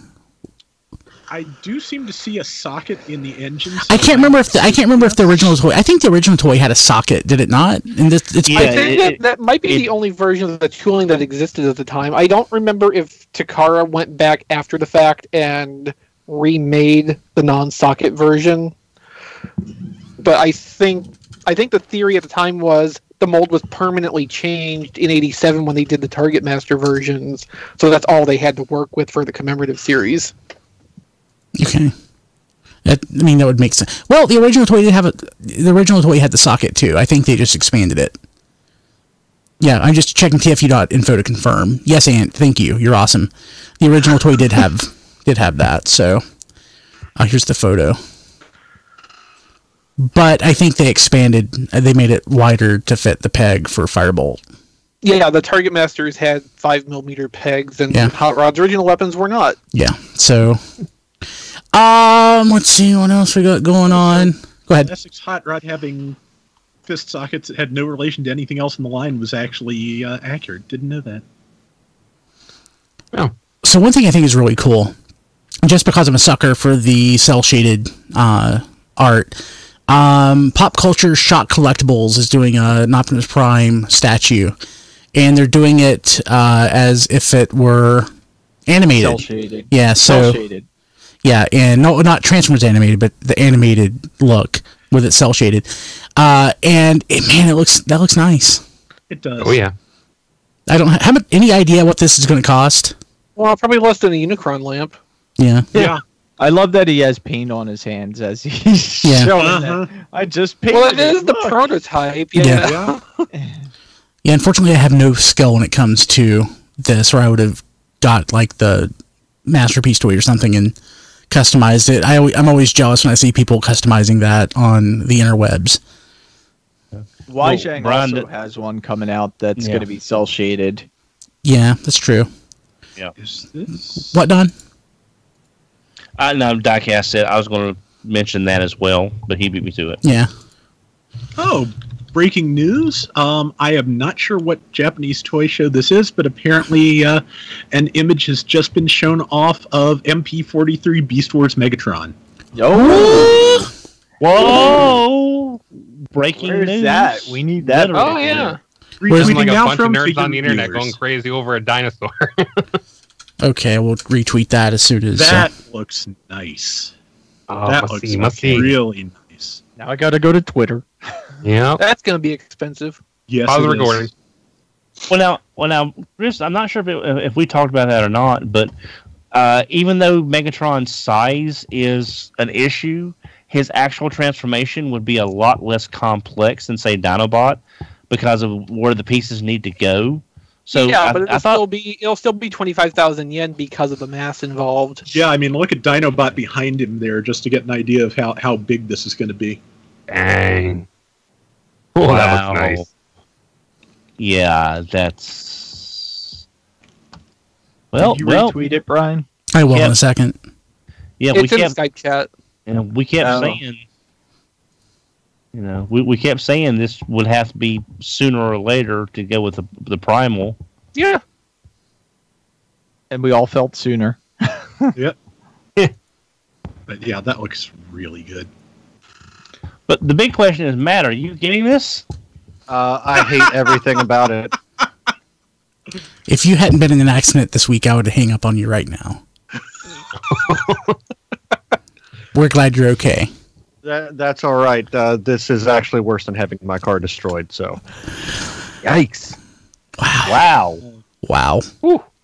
I want to see this in dinosaur mode. Yes. There may not be a display piece for that yet. Yeah, probably. Well, that's probably what, resin, just to show off the... It may well be plastic, but, you know, if they only have one run right now for testing purposes. Yeah, it does look plastic. I need this in my life. Plastic. When's Dinobot come out? June or July. Oh, dang. Okay. Yeah, had they actually given it a date? I Yeah, they did. Okay. Whoa, it's July of this year? Yeah. Yeah. Okay, sorry, I was in another window. I had a message. I'm sorry. We were talking about Wow. Dinobot. Dinobot's supposed to be. Oh, okay, all right, okay. I thought they were saying the Megatron. I thought that can't be right. No. Okay, so MP29 was Shockwave, right? So it looks like they're doing an MP29 Plus. Animation style Shockwave. Shockwave? Which doesn't make a whole lot yeah. of sense. And an MP36 Plus Megatron with a toy-based head. Yeah. That's an easy skip. Yeah. Yeah. Because I think you can buy several different third-party upgrade kits that give him different heads already. Yep. I don't want that head on my toy. It's perfect as is for the most part. Yeah. Yeah. It needs the jolly laughing head like the existing MP36 has, but the toy style. Huh. That would be perfect. Or just a full-out Marvel Comics head. Black helmet, big yellow goggle eyes. Yes. And general sadness. Well, I can see that being. existence. I can see that being like the Amazon exclusive, where you got the banana mace with Primal, you get the bucket head with with the Megatron, as the Amazon add-on. Let's see here. What do we got going on? Okay. Hey. Yeah, that was cool. Hey, Don. Guess what? You like Dononomics, right? You like getting stuff at the best deal you possibly can. It makes my life worth living. Yes. You know what? You should go to tfradio.net/Amazon, and you can get everything for so little money. It will change your life. And even, Don, you can get 2-day shipping even where you live. Way up there in the boonies. They will ship that stuff to you within 2 days. Where I get sunshine piped in twice a week, I can get something that quick? You can. Wow. Yeah, I know, right? Did you two rehearse this before the show? No. tfradio.net/Amazon. Hey, I'm about to have 3 kids. Why don't you buy like a TV or a tank or a new car or something? tfradio.net/Amazon. Wait, can I buy a tank from Amazon? Probably. That would make Let's say you so much can. easier. Yeah, I know. tfradio.net/Amazon. Hey, guess what? So I didn't even realize I had Amazon's European Amazon stuff set up. I got Amazon UK, but I don't think it's going through that. I got the first payout this past week in euros. I don't even know how to cash that. I guess I need to go to the bank. Yeah, so thank you out there, everybody in Europe who's using our Amazon affiliate links. That will help us pay for the show. But if you're in the U.S., it's just tfradio.net/Amazon. It's pretty great. Rob, what's on T-Formers this week? Okay. This week on T-Formers, we have got some details from PlayCon, which is like the basically toy industry convention, on exactly what shape the return of KB Toys is going to take. Short version is they're going to use the pop-up stores for the holiday as a test market and figure out where the best places are to put some of the new stores. They're shooting for a broader launch of permanent stores next year, and they have got some really out there plans for larger stores to take the place of some of Toys R Us's bigger stores that I don't know if that's going to pan out, but it'll be interesting. I like it. Yeah. I like it. Yeah, it all sounds really, really interesting. Like, I would be really excited if it actually happens. Yeah. I mean, one of the things they talked about was the having a cafe in some of the larger stores, and that kind of reminds me of like the Barnes and Noble's experience. Like, hey, you can meet, your friends. Hey, let's meet up at Toys R Us. We can look at toys and we can have a drink or some coffee, and it's not that bad of an idea. No, they're also talking about having like party rooms to rent out at the toy store for like birthdays and things, and also gift wrap services to go with this. They're saying that all of this is from like actual parents they've talked to. You know what this tells me? They need to talk to some parents in a different tax bracket before they think this is the best idea. That, and they're just throwing crap out there, and they actually have no plans whatsoever. That is I think beyond the test market stores this holiday season, I think you're entirely right. They're just throwing crap on the wall. Yeah, on that front, they seem to have things lined up pretty well. They say they've hired on a lot of the buyers and things from Toys R Us. They are, you know, that the actual like short-term plans, it sounds like they have well in line. The long-term plans, it'll be interesting to see if they take any shape like this at all. The other thing we have on the site is the link to Machinima's second episode of Power of the Primes, Volcanicus, which is the one that finally cured me of watching this. And if people don't care about spoilers, I will explain why. No, I didn't see it yet. Okay, so go ahead and tell us. Okay, yeah, take your headphones off for a second, Diecast. He really is. Seriously? Okay. What the hell? All right, so it's garbage, Diecast. There's a big fight between Menasor, Computron, and Devastator versus Overlord and the stupidest name ever, Rodimus Kron. Okay, here's the thing. They blow a hole in Devastator's chest. Devastator keeps fighting. Then, after they have interrogated them as to the whereabouts of Megatron, Overlord kills Menasor by putting pressure on his back until no visible damage is done and he dies. Yeah. I'm done. I'm out. I suffered through like probably 24 episodes of this and I'm out. And that's what's on T-Formers this week. I'm trying to signal to Diecast so you can put... There you go. There we go. Yeah. It's all clear. You missed out on the garbage, Diecast. I want to experience the garbage firsthand. Well, take a shower after. It will be an experience. You are a damaged child. Yes.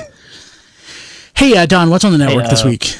All right. One thing, Brian, there is a picture out there of the Masterpiece Sunstreaker in those colors. So excellent. There is there are. Yeah, I MP Corden. Yeah, so I just retweeted. Is it cordoned off? It's behind. It's in a glass case, I think. Well, that's amazingly. Is there a bald guy standing in front of it? No, and amazingly, if there are any "Do Not Photograph" signs, they managed to crop them out. Yeah, I have to say, in those colors, I kind of like the way it looks. It does look pretty nice. I've been looking around. I want to see this terrible toy head Megatron that you guys were talking about, but I haven't found it yet. Brickinator just tweeted it out, so I will retweet that. Okay. And on What's on the Network this week, RPG Lessons Learned, episode 53, ETU Red Necromancer, Savage Woods. This week on RPG Lessons Learned, do we finally figure out Savage Worlds? Do we finally have an East Texas University game that every player enjoyed? Darn right we did. ETU Red Necromancer? That's how we should just rename it that. No, it's ETU. Okay, I'm saying I didn't see I was looking for the hyphen and didn't see it, so I thought maybe it was. No, it's cool. Usually ETU has the. Okay, sorry. I'm looking. I just showed the picture of this. Oops, wrong thing. Hey, I'm waving at myself. I just clicked clicked the wrong thing. For people listening, they have no idea what I'm talking about. But yeah, I really like the look of that. It looks really nice, actually. It should be blue. I kind of love that MP Megatron has actually gone to the effort of mismatching the gray plastic and the chrome like the original toy does. So that Shockwave's a lot darker. So, but wait, I guess they're both toy versions. Yeah, they're both toy versions. Wait, is Shockwave out there? Yeah, in the same image as the Megatron. Oh, shoot. Look in the Skype chat, Brian. Oh, okay. Oh, you can't. Yeah. Well, Well, you'll figure it out. Yeah. Yeah, so these are like opposite plus versions, since these are toy versions instead of animation colors. That Megatron is so stupid, and I kind of like it. It looks... I hate that. The Megatron? Yeah, because I look at it, I think it's MP, 04 when I look at it, then it's clearly not. You know, I'm kind of surprised they didn't... I'm not sure how accurate this would have been, but I figured when they would do the reissue, they would go with the blue inside legs, like from the Versus set, to get... No, in the Versus set, the Japanese G1 set, yeah. So I figured they would do that to get that version out there, to at least so people can have a blue leg Megatron on the shelf if they did a recolor of him, but they didn't. No, so it wasn't... MP04 was the Optimus Prime. What was Megatron 3? 5. It was 5? Yeah, the first... Yeah, the first four was Optimus, Starscream, Ultra Magnus, Optimus with the trailer. Was Grimlock 8 then? 7? Oh god, yeah. Okay, well, MPO5. I look at it and I immediately think it's MPO5 because of the head, but then I don't see the trigger crotch, and then it's all downhill from there. I'm down with the darker Shockwave. Yeah, down with that. That looks pretty good. It does look nice. I actually like Masterpiece Shockwave, and a lot of people didn't care for it. But I think it's fine. Okay. What else we got going on? Is that it? Yeah, that's it. Okay. Hey, Diecast, you said you were going to put up the review of Superion. Anything else? Have you reviewed anything this week?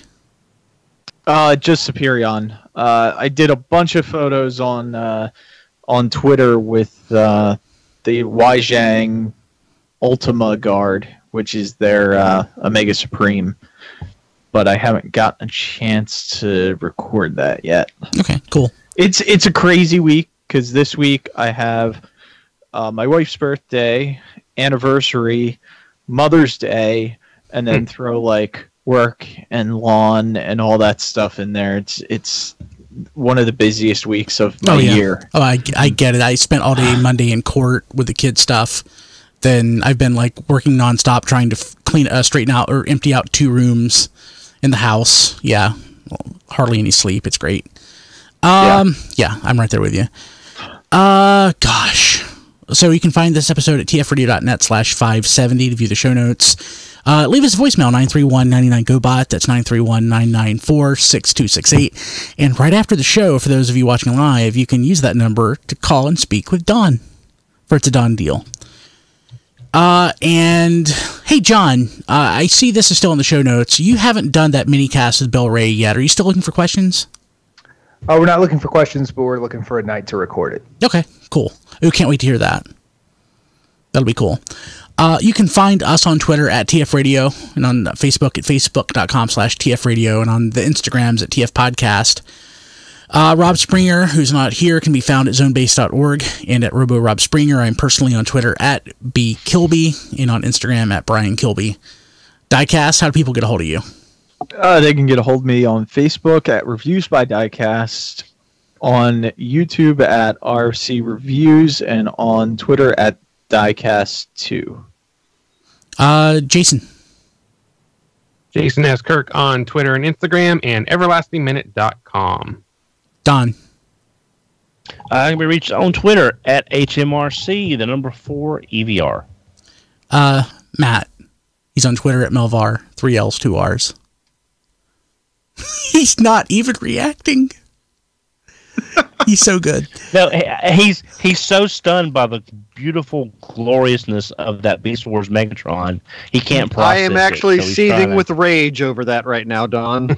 Are you really? It stole It stole a spot for a G1 Galvatron for Galvatron. Yeah, or a Unicron. Yeah. Huh? Maybe it stole Unicron's spot. No, there's no Unicron. Damn it. There's no Unicron, only Zool. Chris RTXV on Twitter and Flickr. Awesome. Buy my stuff. I've got a sales tweet. Oh, I may have one of those soon. Is it recent? Or is it old? Merchandise. I tweeted it out today. Yeah. Again. All right, buy more of my movies, Diecast. I don't need any more. I have enough of Age of Extinction. The last night. No copy. The last night. No copy. I have enough of all of them. Yeah, no copy would be one copy. Too. I only own one. Rob. I am on Twitter at Figure Viewers and Flailthroughs. I am everywhere else as Flailthroughs, particularly YouTube, where we are still covering the Gundam Battle Operation 2 beta. And I wish they would actually tell us when the whole damn game is coming out. Patreon, Rob. Yes, patreon.com/Flailthroughs. I have no idea. I need to come up with some kind of goals for it because my one donation goal was actually met, and someone picked up a copy of New Gundam Breaker for me, so that's pre-ordered, and I will be covering it when it comes out in late June. That's awesome. It is. Yep.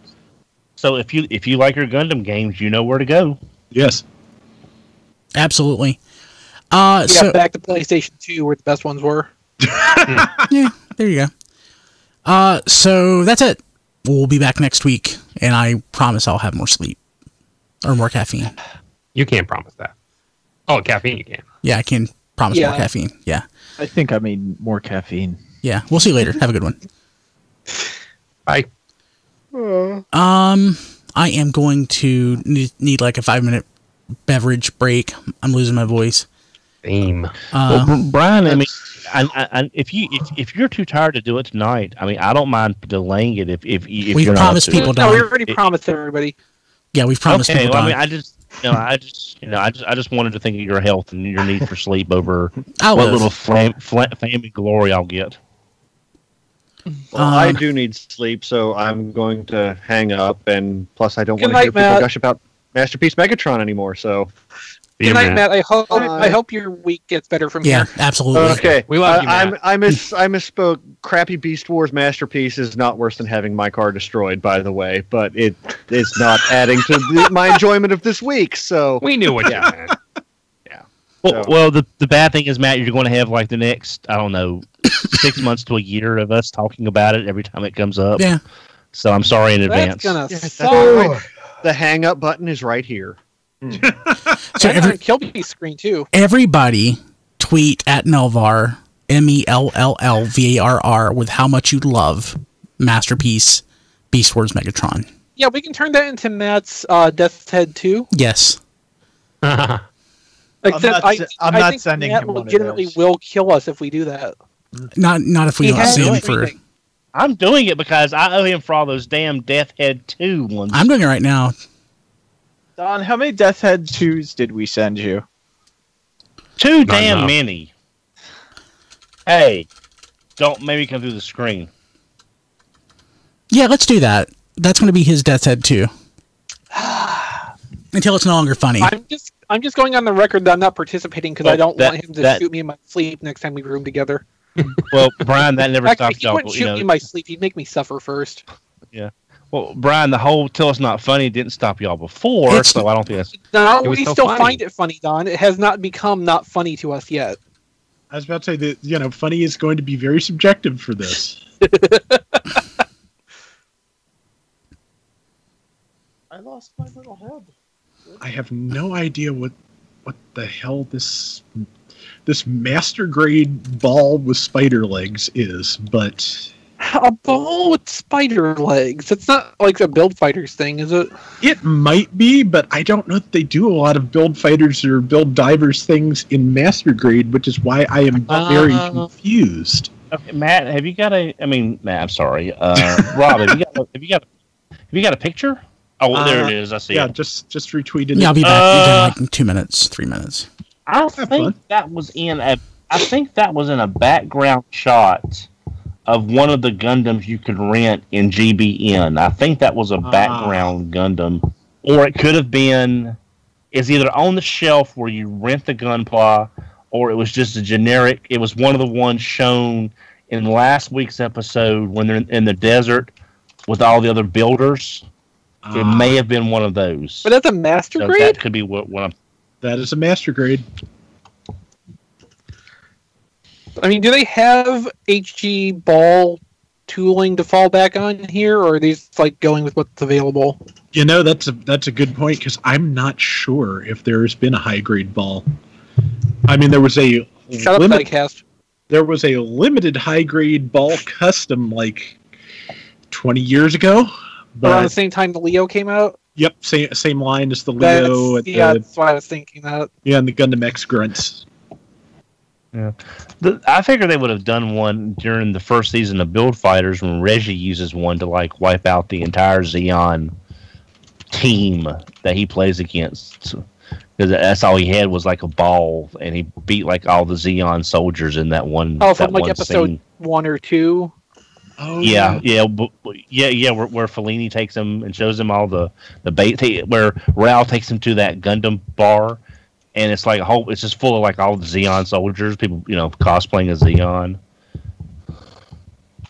Okay, yeah, there's a 2-pack of the high grade version of that with various parts to make the custom from 8th MS Team. Never really cared for that version. Me either.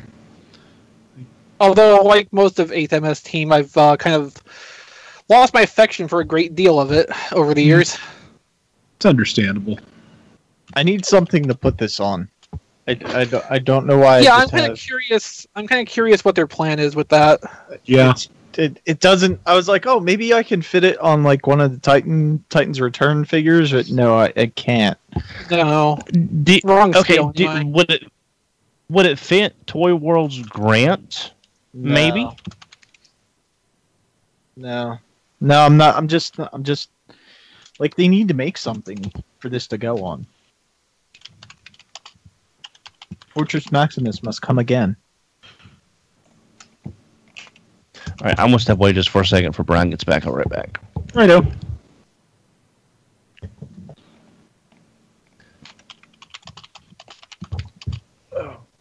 The other thing I've seen from this that is not Transformers related that I kind of like is in the Dragon Ball MG Figure-Eyes line. They have a Bulma that comes with a bike that turns into a little like power armor frame.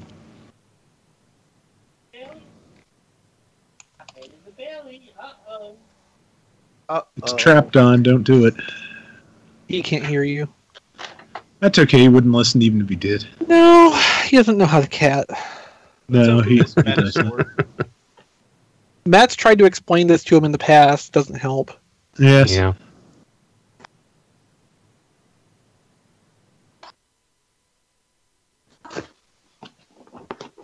Just to load up Ami's Twitter feed and see what other weirdness there is. The Menasor from First Impression looks a little bit better than Superion, but they're also a little bit more bulky of figures. Yeah. Well, that's Bruticus, but I get what you're going with. Yeah. Like the Superions were very thin plastic. Yeah. Laying in front of the refrigerator. Which, since bits of that are kind of spindly to begin with, that sounds dangerous. Yeah, exactly.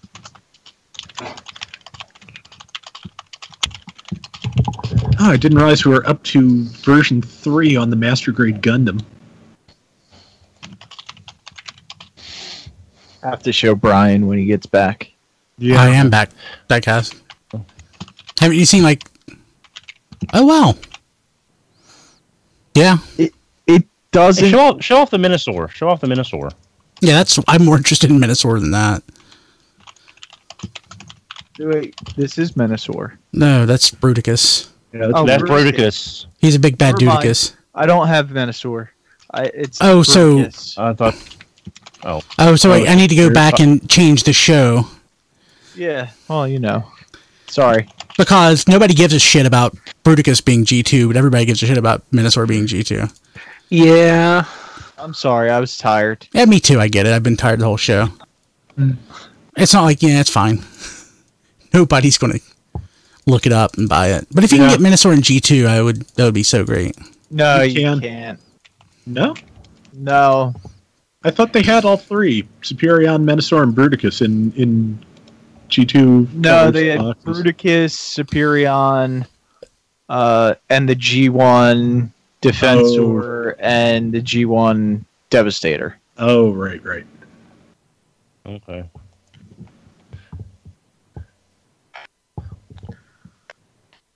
Let's see.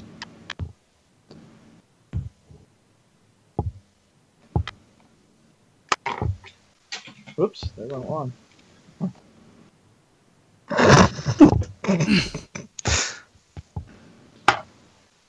Yes, but remember, Bruticus is a big bad Dudicus. Looks like Don. No, Onslaught is a metamorphin Dudicus. Ah. And Bruticus is the big bad battling Bruticus. This is true. But no, I know model kits aren't your thing, Don, but it looks like Kotobukiya is about to do a new set of Brave model kits. Oh, who are they doing? Does not say at present, just that they're announcing a new line with keyword the Brave Fighter. Interesting. So. Hey, real quick, so in the chat, people are saying that there's some buffering. I am doing this all from one system this week, so I've received several, your CPU is running too high warnings, because I'm not using the streaming PC. I actually had to change. I wanted to free up some space, so my gigantic mixer I moved off the desk and put an older one, which is also why there's been some audio inconsistencies from levels, or at least my level. So that'll be fixed next week. So you kill some streams, maybe? Yeah, but I don't want to. Okay. Well, I guess I can kill Facebook. Hey, people. That's what I was thinking. Yeah, people watching on Facebook. Go to tfradio.net/live, and you can watch twitch.com/tfradio. Yeah, but go to tfradio.net/live, and you can watch. And you can choose which chat you want to be part of. Then. Yeah, well, not chat, but the stream, because I don't have the Twitch. Okay. Yeah. So, give it a count of 5 before I hang up on you. 5, 4. 3, 2, 1. Bye, Rangers Facebook. In space. Sorry. Okay. No longer streaming to the Facebooks. So, Don, I guess it's about time to start. Yes. All right. It's time to play the music and time to light the lights. How do you want to start it off? Well, let's go ahead and start off. 3, 2, 1. Hello, everybody, and welcome to episode 2 of It's a Don Deal, the show where anything can happen. We mean that because we're still trying to figure this crap out, but we hope it's entertaining nonetheless. With me is everybody else from the show: Chris, Jason Kirk, Brian Kilby, Rob Clay, Diecast, and John DeLuna. Matt had to leave for the night. Apparently, too much Beast Wars Megatron talk drove him away. So we're sorry, Matt. It's like unstable energy. John, prolonged exposure will cause him permanent damage. And so I accidentally gotta go. I accidentally just hung up on somebody. So call back. That wasn't me. 931-994-6268. Yeah, this is Garrett. Yeah. I don't think he'll call. He's feeling a little crabby today, but we're going to start off with something I'm just going to sort of surprise Brian with here. A caller, because we have a caller on the line, Don. Oh. Okay, all right, let's do that first. Caller, you're on the air. Hey, it's Sean again. Hey, Sean. Hey, Sean. I want to be first again. First. Can you hear me? Okay. Yeah, we can hear you. All right, I had a few questions. For Don, in home security systems, what's better, a broadsword or a Japanese sword? Massey beats everything. Okay, I can't have a cat. I would say probably, I don't know, just put a sign on the front door that a toy collector lives here, and then their imagination will take them to the worst places, and they'll just sort of scare themselves off. All right. I posted a special Dawn of the Day in honor of your Gorilla of Your Dreams just a minute ago, so I'll make sure you get a good look at that. Let me take a look at this masterpiece. That's cool. Brian, congratulations on adopting kids. Just remember one thing. Patience is a virtue. Yeah. And just repeat it over and over. Yeah, I'll definitely need to remember that. Yes. I don't have a lot of patience, generally speaking. You'll learn. All right, y'all have a good night. Thank you. Thanks, Sean. Thank you. Bye. Thanks, man. Have a good one. Okay, go ahead, Don. Okay, I was going to start us off with Brian. You have an extra Legends Megatron, and you were thinking about getting Blitzwing. So, if any of our viewers have a spare Blitzwing, would you want to trade? Hell no. So that, okay. I just thought maybe it might be the easiest way to trade out. Just do an even trade. I don't know if you wanted to do that or not. But if you got one for sale, contact Brian. He's looking for the Jakara Legends Blitzwing. So if you've got one, let him know. Hey, Don, we have a caller on the line. I believe his name is John, and he's calling from California. Okay. Hello, Don. Can you hear me? Yes, I can hear you. Hello? You're on the air. Hello, Don. I was wondering, have you heard of the Eldron line, which was the rival to the Brave line in the 90s? Yes, as a matter of fact, I have King Galasaur, and I have one of his other support mecha, the Tiger. So yes, I do have two of the. I have actually three pieces. One of them has a lion as a centerpiece, but I can't remember the name. I was buying a lot of Brave then. Go ahead. Oh, very cool. I have the other two giant robots. I have God Raijino and the God and Bulgar one, the one with the lion on his chest. Right.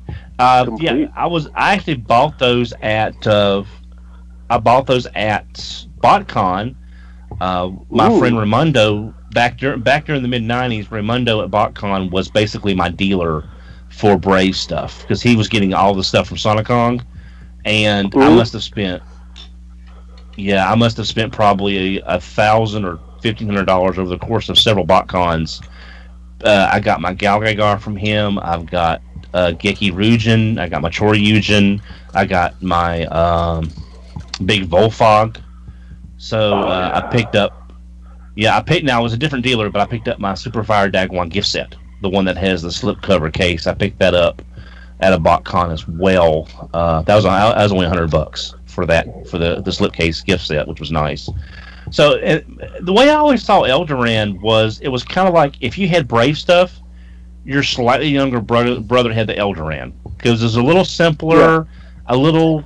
I don't mean this as a slight. A little more Duplo, kind of, chunkier for the smaller fingers, but they made for some really impressive robots. And I wish I had bought more. It's just I was trying to complete all of the Brave stuff, and so that's kind of what I focused on. But yeah, it's a great line of. Myself. Go ahead. Oh, sorry. Which you might want to. If you've got a Twitter account, post a couple of pictures and just flag me in them, and then people can sort of see what you're talking about, so they can get an idea. Because a lot of people are somewhat familiar with Brave. If you're a Transformer collector, Eldoran is just it's like one step away. So a lot of people may not be. But if you got a Twitter account, tweet them out. Attention to me, and I'll retweet it so people can see what the figures look like. I will. Thank you, Don. All right. Thank you so much. You're awesome. No problem. And congratulations, Kilby. Appreciate it. You're the man. I couldn't have done it if it wasn't for you, John. Actually, I probably could have, but I appreciate you being there all these years. Thank you, Kilby. You're awesome. Bye. We'll talk to you later. Bye. Take care. So, John has been a fan since the old days. John has recounted stories to me about how he would download RFC, burn it to CD, and drive around and listen to it in his car. Nice. Yeah. Hey, so according to Jason, the Echo... It's a lot easier to listen to podcasts in cars now, isn't it? Now, isn't it? Yeah. Jason said the Echo is gone, so that's good. Are you guys hearing it on your end? No. Phenomenal. Yeah, awesome. It's like YouTube and Twitch, and I mean, if it's there, it's like slight. So whatever you did, if you did anything. You know which mixer I'm using? I don't. Are you using the Did you go back to the smaller Behringer, or are you using another one? I'm using JD's. Oh, which is? It's an Alesis Multimix 4. Yeah, Multimix 4. You kept trying to get me to get an Alesis, so yeah. Nice. Yeah. So Don, keep going. Sorry. Oh, hey, no. Well, no. Again, it's. I guess what I want to talk about, I'll talk about this as a topic until the next caller comes in. We talked. This was mentioned pre-show about. We were talking about the Masterpiece RCs and how Leia is just an absolute joke. I mean, it is just. It's just crap. I'm sorry. And I like a lot of Toy World stuff, but this is just crap, especially when you compare it to Rogue from Fans Toys. But one thing that sort of grinds my gears is that whenever something new comes out, the stuff that came before it seems to get slighted, by a lot of people. I'm not saying everybody does this, and I'm guilty of it too, till I realized what I was doing. But it's like 07 Optimus. I brought this up before. 07 Optimus. It's not a show accurate. It's not a movie accurate toy by any means, but it was a good first step, and it was a different looking Optimus. And without that, we wouldn't have had the engineering or the practice with these movie aesthetics to get the Revenge of the Fallen Optimus. So that's just one thing that's always kind of, since I've realized I was doing it, I was kind of dissing the toys that came before. Because without those, we wouldn't have had the process where we get these newer, better figures. Something like City Awesome, Don. We got a caller on the line. Caller, you're on the air with Don. How goes it, guys? Hey, what's up? Oh, not much. This is John from Houston. John, hey, thanks for calling back. Oh, thank you. A couple questions. One, do you think there might be any chance of Sony releasing any more soundtracks for Transformers G1? Oh yeah, as fast as that sold out, I think they're like, okay, there's a market for this. We can really make some cash off of this, especially with Sony having some issues of late with some movies, some other projects not doing well. Anything they can make some cash back will be probably helpful. So yeah, I think we're going to see a lot more stuff. Maybe not even just from Transformers. Now, granted, a lot of the Hasbro stuff was used across the board. You can hear this Transformers and G.I. Joe and Jim and Visionaries. A lot of the same music was used. But if they own other properties, like I think they own the Fox Kids 90s Spider-Man, maybe the distribution rights. I'm just pulling something out of the air. But, I think they had a pretty good soundtrack. Maybe the X-Men soundtrack, if they still own the rights to that. Again, this is from memory, so I may be wrong. Stuff like that. So yeah, I think they're going to not only do more Transformers stuff, they're going to look at their other properties and putting it on vinyl as well. Yeah, because I've seen a lot of people suggest, maybe it's a possibility they might release it on cassette. It'd be really cool to have a cassette that looks like a Laserbeak or Ravage or something like that as well. It's a cool little novelty. Well, and also Sorry. No, go ahead. When Walmart starts carrying vinyl and record players again, it's definitely something that's back on the upswing. Yeah. I just wish they'd release like digital versions of those records instead of having to go through the process of putting them on and making your own MP3s and all that stuff. But that's just me. Well, I mean, it's kind of sort of hip and new. Well, for a lot of people, this is like, they're discovering the quality of vinyl for the first time, or the experience of playing vinyl for the first time. So it's hot, it's trending. So they're sort of striking while the iron's hot, and later on, when this cools back down, you'll probably be seeing digital distribution of this for them to get a little more money out of it. Okay, cool. And my other question would be, what is the most anticipated celebrity, or what am I trying to say? The most anticipated meeting of a celebrity that you guys have had? Like, who's the celebrity that you most wanted to meet, if you haven't met him already? For me, it was Don. tfradio.net/Samuelsean/shovel. But now for me, I want the other guys to go too, because they've all met different people at different conventions. I guess for me, probably, but this is going to sound a little interesting. Probably talking to David Wise, who was the writer for a lot of the Transformers series, and who wrote Rebirth. Meeting him was probably one of my favorite things, because we got to talk Rebirth and what he remembered and didn't remember, as far as what he could, things he was thinking at the time. So that was probably one of my most interesting things. Of course, meeting Sue Blue, Mike McConaughey, who does two of my favorite characters, Cosmos and Trax. I love those two. Of course, meeting Scott McNeil. Of course, Alex Willows, and hearing him do his Tarantula's voice in person was like, ooh, that just gives you chills when he does his Tarantula's voice in person. So that's probably, I'm sure I'm forgetting someone, but off the top of my head, that's who it was for me. What about you guys, as far as the celebrity you've met? For me, really was Don. I'm not joking. I don't care about meeting people who were in movies or TV shows. You didn't care about Scott McNeil? No. The first time you met that guy, he's awesome. Don't get me wrong. Like full on Crocodile Dundee apparel, and then doing all his characters like interchangeably every 2 minutes.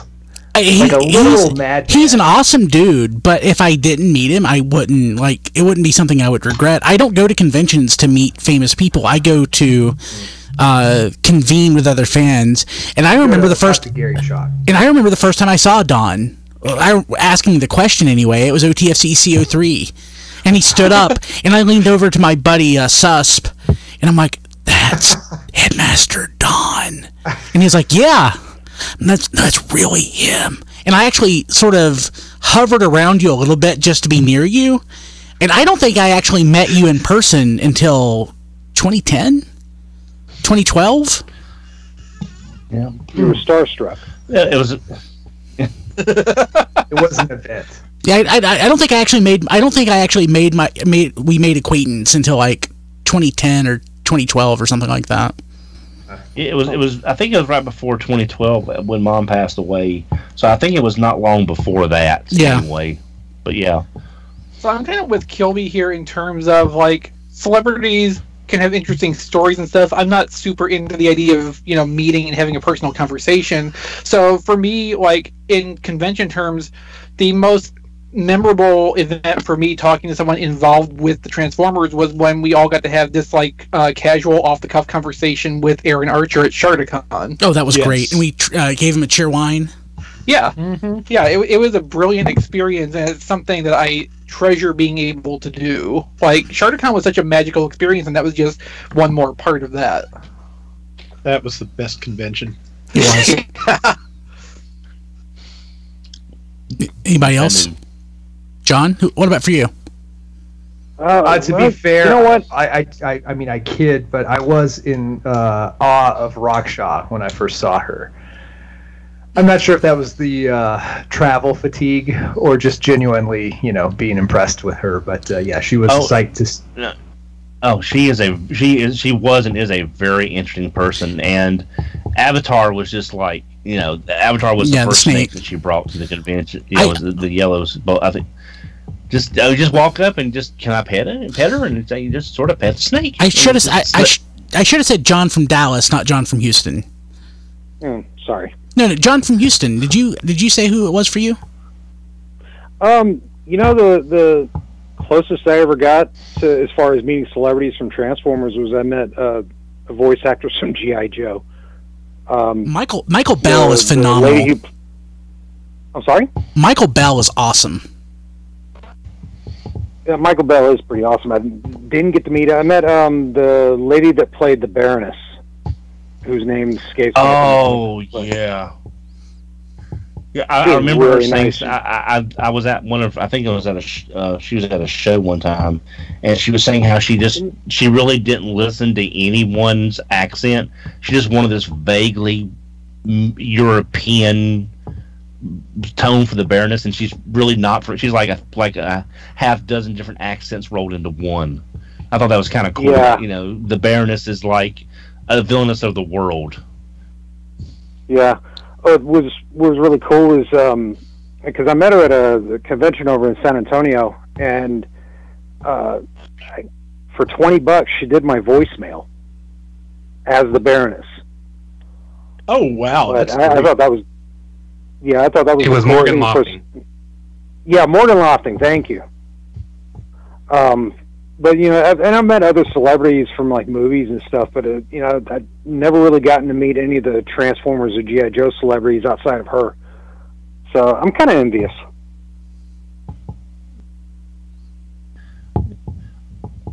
Oh, anybody else have any meetings?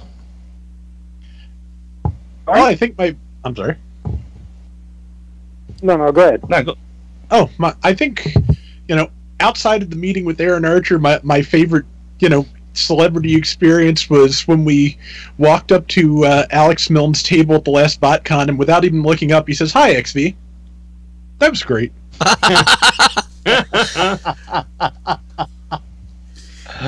Oh wow. That was an interesting experience, let me tell you. I'm sure. Yeah.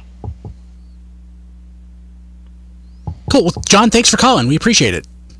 Well, thank you very much for having me. Y'all have a good night. You too. Catch you later. Take care. You too.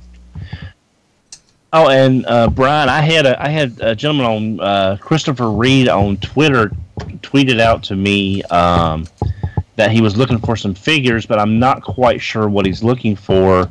Let me read the tweet, and maybe y'all can help me figure out, because sure. I'm not able to place it as soon as my internet. Well, while you're looking that up, Jason had a question from the chat, right? Yeah. Yeah. Okay. Rodimus Supreme. He asked you, Don, if Hasbro announced the reissue of G1 Chrome Dome, repainted / retooled into RFC, into RC, how fast would you buy it? I would probably wait to see what the deco looked like. Probably wait to see. Well, I mean, how. I would not be jumping all over that like I would, say, another figure, because I just don't believe that Chrome Dome mold really fits RC. I just don't think it works for anybody really but Chrome Dome. So I would be interested, but not like, animated Omega Supreme, must buy right now. I would not be like that. Okay. So I kind of figured. Sorry. The RC we got was pretty nice, though. Yeah. What they should do is repaint G1 Target Master Blur into RC. And just call it a day. Go ahead, Don. Christopher was saying he can't call in, but he's looking for the G1 mail-away blue, white, and yellow cars, both Decos and Auto. Or I'm sorry, I'm guessing that's Decepticon and Auto. Does he mean mini? Chris, do you mean mini spies? I'm wondering if he means the mini spies, because I don't remember any other G1 mailaways. Well, no, the mini spies weren't mailaways; they were in package. Yeah, they were bonuses that you got on card. Yeah, so I'm really not sure. Were they bonuses or were they packed themselves? No, they were bonuses with the mini bots. Okay. Yeah, they were bonuses but what he's describing is, I'm pretty sure he does mean the mini spies, because that is a pretty good description. Okay. All right. Okay, so we're going to go on the basis of that. Thanks to Rob Clay, Toy Detective. We're going to go ahead and go with that for right now. But Christopher, I did follow you, so if you need to send me a message with more details, please do so, and I'll address it on the next show. If anyone has any at HMRC4EVR on Twitter can act as a proxy. Yep. That way I'll get the notification that someone's contacted me. So if anyone has any mini spies, you can contact me and I'll try to put y'all in touch. But I'll be honest, I don't know much about the mini spies variations because there's so many color variations between the molds and so many random rub up symbols. So you have to do a mental square to me to figure out which one's which. So, but I'm sure Ann over at TF Info can probably he's got some info over there that would help out as well. But yeah, so if anyone has any mini spies, again, basis of what we're working on, contact me and I'll try to put you in contact with Christopher, and we'll see if we can help everybody else. Yeah, Christopher did just follow up with a picture, and yes, he is definitely describing the mini spies here. So yeah, right. He's in the market for mini spies. If anybody's got some they need to sell. Yep. All right. And that's one of the things I want to do on It's a Don Deal is help folks connect the rare and oddball stuff or that you're just not going to find without a little bit of help from your fellow collectors. All right. So Don, XV's segment last week that he proposed, leaving money on the table. Mm-hmm. I love that. So. Yeah, you're going to be completely uninterrupted. Tell us, how is Hasbro, Takara, third party, whoever, leaving money on the table? Okay.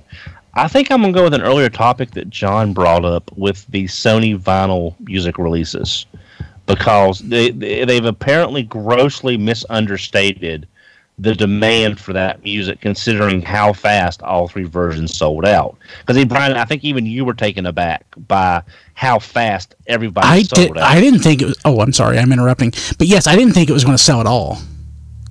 Right. So I think, but like I said in the question, I think that with vinyl being this new experience for a lot of people, especially the younger collectors, who again, it's new, it's hot, it's trendy, so they're trying to strike while the iron's hot to get some press and traction out of that.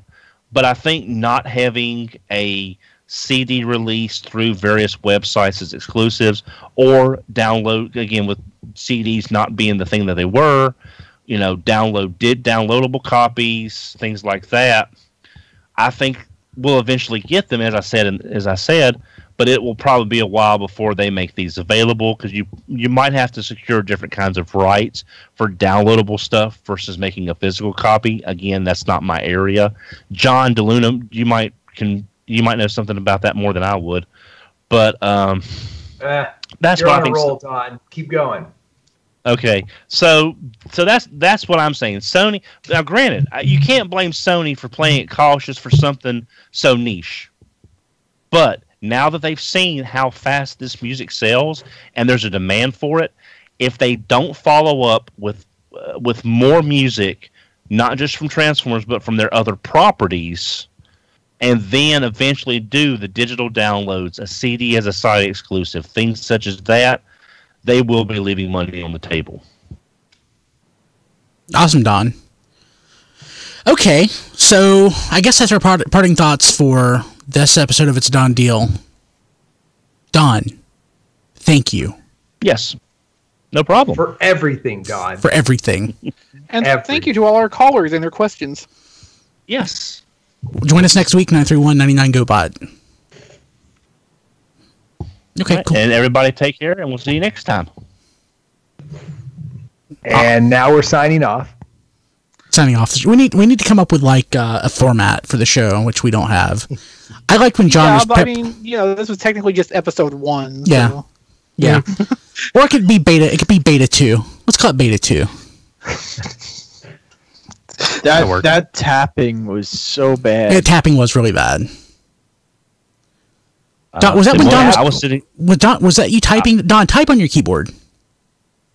It wasn't him typing, I don't think. Typing? No, it didn't. It was like leaning forward into the mic, I think was what it sounded like to me was like his keyboard wobbling on his desk. Well, no, maybe. To me, it was more of like hitting a cable, like with your leg or something. Well, I mean, the only thing I'm doing is I'm putting my arm under the microphone stand between it and the cable, because I've got a very short period of short space here, because I'm trying to keep the microphone as stable as possible to keep it from wobbling and picking up the wobble like it was. Wobbling. I don't have a lot. It could be the wobbling. Yeah, it could be. Yep. Yeah, That's it. That's us. Yeah, we're gonna have to find a way to stabilize that better. Well, I mean, it's mic, stable right? in the fact that no, it's a boom mic. When you I touch thought it is maybe didn't Matt when send you the headset? No, it didn't. No, it wasn't gonna work.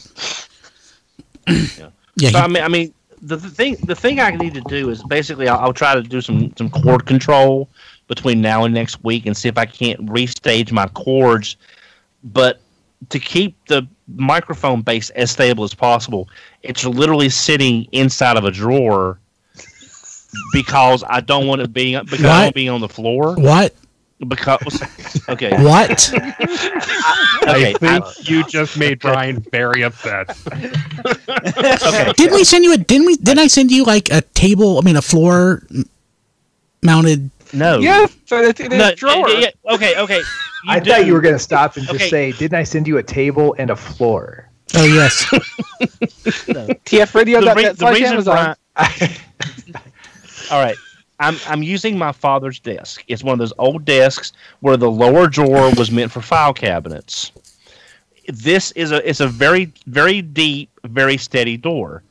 Massey can't bump up against the microphone stand if it's not on the floor, because he'll come up and bump up against it, and I was trying to avoid him from doing that during the show, because him just getting mad at me and just bumping up whatever he could to show his displeasure. So it's in this very deep drawer to keep it steady, so he can't bump up against it when he gets mad at me, because you know how cats will do those hard bumps against your leg when they're mad. It sounds kind of like that, yeah. It sounds like what it sounded like. Constant. Yeah. Yeah. So, okay. Well, then I'll try to restructure it then and see if I can't avoid that. So, Don, question for you. So, you're facing your window, right? Yes. Is there is there a gap between the desk and the window? Not really. I mean, there's a gap between the top of the desk, which hangs over the windowsill, but the desk itself is pushed up against the wall for the most part. Was there a reason that we couldn't use a mic arm? Didn't we try that first? Yeah, you told me to stop using the mic arm because if I hit it by mistake, it went sproing. Oh yeah, yes, because it was a tension spring, and you didn't want the sproing Could we put it behind? Could we put it on the back end of your desk and have it hang over your monitor? No, because I don't think it'll shrink down that much. I can try that. No. Like a mic arm, like an arm. I don't know where that arm is right now. I mean, the one I said not to use it. Well, the one I sent you would be too small. It would have to be a bigger one. Well, you know what I maybe could do is if I rearrange the desk, I could shrink this thing down enough to use this wide-based floor stand on the desk behind the computer and tilt it down this way. So I might, if I rearrange everything, I think I can get it to work. I don't want you to have to do that. MacGyver the hell out of it, though. I don't trust the MacGyver. I don't trust MacGyvering, Don. I don't trust my MacGyver. I watched 7 seasons of MacGyver and the movies. If anyone can do it, there are movies. There's not enough aspirin and duct tape in the world to make this work, Don. Yeah. Some new dye. It's like there's not enough aspirin in the world to fix my shoulder. I just don't want Brian to spend any money if he doesn't. Yeah, I just don't want Brian to spend any money he doesn't have to with what he's got coming up when I think I can figure out a solution. I just need to get creative. See, like, there's a part of me that wants to reflexively say, well, it's not like it can get worse, except I know better. It can get worse. And it will be worse next week because that's the worst possible thing that could happen. You sign on the call next Wednesday, and it's just like constant thuds and sproings, even though you're not even using that mic. Hey guys, this is Don. Hey y'all. No. not using the spring-mounted arm. No, I know, but there would be the springing noises even though you're not using that arm. Right, there's somehow no what you. But there's no springs here. That's the point. That's the MacGyver part. There will find a way. Nature finds a way. Hey, John, I believe I can make this work. I can Scotty this together. I cannot wait till next week now. Chat loves your credentials, Don. Yeah.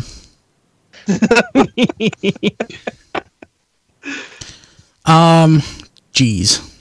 Hey, you might be interested in this too, Brian. We finally just got an official picture of the Neo Geo Mini. What? What? Oh, is that a plug and play Neo Geo? Was it not that little the gold one little console? That was just like a made up rendering or something. I guess so. This is just a little like mini arcade machine. So that's cute with a built-in screen. That was on, I think Event Hubs I think that was shown within the last couple days too. Oh, okay. Where's it at? Where's it at? Don't apologize. They should be apologizing. Check Rob's Twitter. Brian. Okay, it's the most Neo Geo personal or flow-throughs. Make it fit like 30% more expensive than all the other minis, and put a screen on it that nobody asked for, and make proprietary controllers for it that nobody asked for. Oh, wow! Is it, John? Is it a plug and play like no, Don. other kind? No, it's got a plug it in built-in screen. Okay. Yeah, I mean, okay. It's also got like an HDMI output if you want to see stuff on the big screen. So that defeats the entire point. I don't like the button layout. Stream it. Yes, of your mini screen. Your mini screen, and also the button layout's wrong. It's not. I don't know if like the multi-game cabinets were red and black and white in every region. They were here, but that doesn't look like the Neo Geo arcade cabinets, at least in this country. And it's also not just a shrunk down Neo Geo home console, so it's nothing really. There's zero nostalgia. Yeah, and again, the button layout is wrong. Yeah, it's an interesting. I like how the level I'm at with this is, oh neat, they made a little half arcade cabinet with its own built-in working screen. That's kind of cool. And then you guys are all sitting there nitpicking the hell out of the tiny details of it, and you have no joy at all for this little toy. Okay, yes. So it looks like it's got Fatal Fury, or is that King of the Fighters? The second picture. There's a full. I think in a link, if you scroll up, I see Metal Slug, Samurai Showdown. Scroll up to like the I love earlier in the chat, very early in tonight's chat. There's a link I had, and it's got a full list of the games apparently. I mean, they're okay. They're fine. Whatever. 40th anniversary. Jeez. Oh, it has a controller? Oh. You could buy external controllers to plug into it. So what's on Rob's Twitter looks different. I don't know. Maybe I mean, I guess that's what I'm saying. Is that maybe that's like a final rendering or something? I don't know. Here's what Rob. Let me show it on the chat so people watching knows what we're talking about.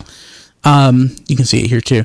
That's what that one looks like, and this one that you shared looks like this. Man, mysterious. Huh. It's weird.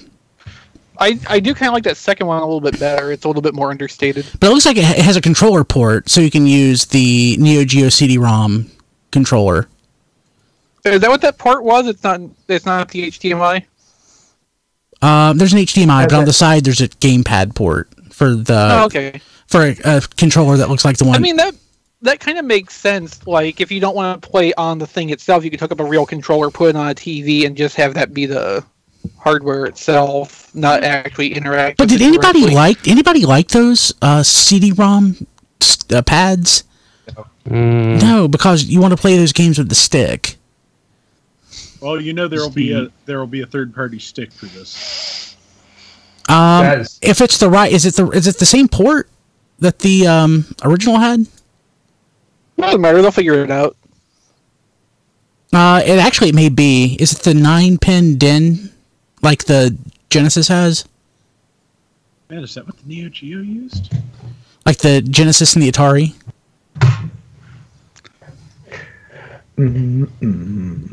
So if that's the case, you could use... If it is, it's probably not. We really should have a video game podcast, you know? Yeah. Nah. Nah, this video game thing's not lasting. Yeah. Well, not if AAA keeps running into the ground with loot boxes and crap, yeah.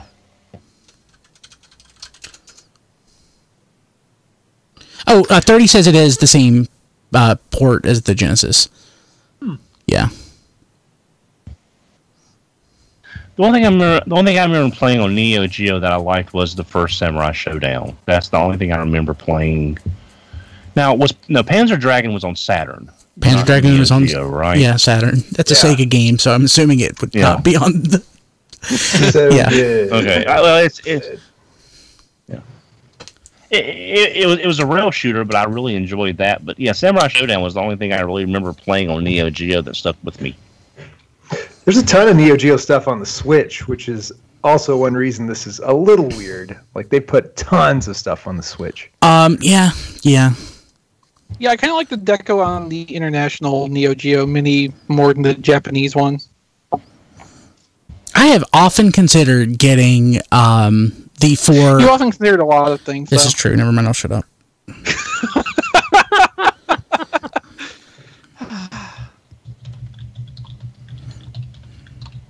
Oh, he really did shut up. Yeah. That was usually that surprising, isn't like it? That.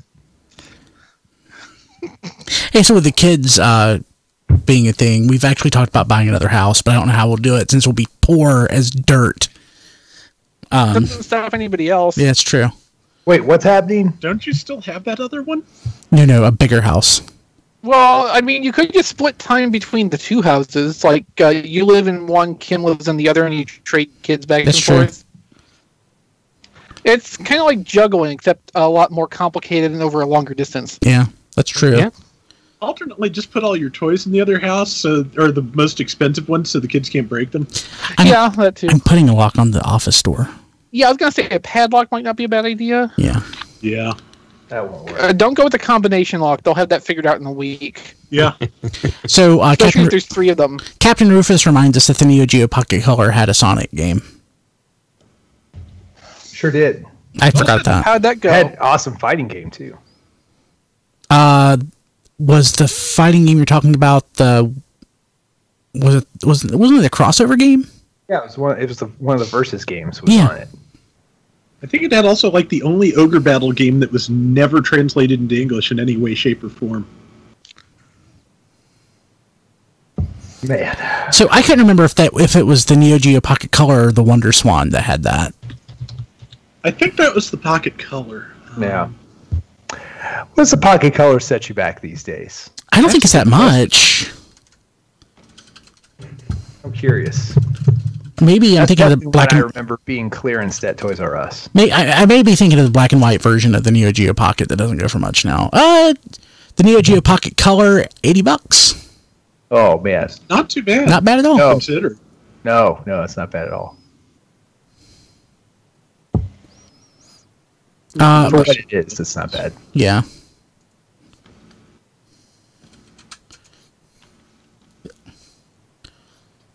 I mean, boxed ones go for a fair bit more, but that's understandable.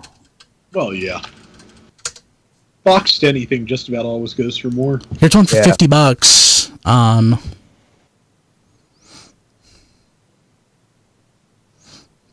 Yeah.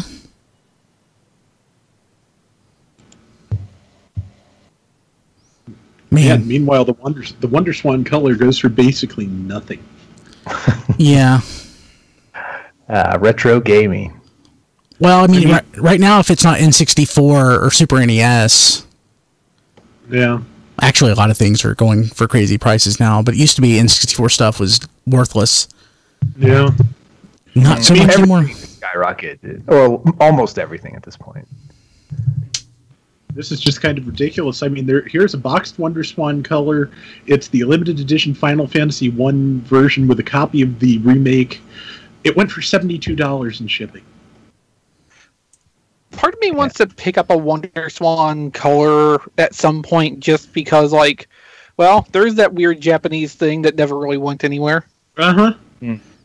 Well, a working one from the look of this could set you back as little as like $20.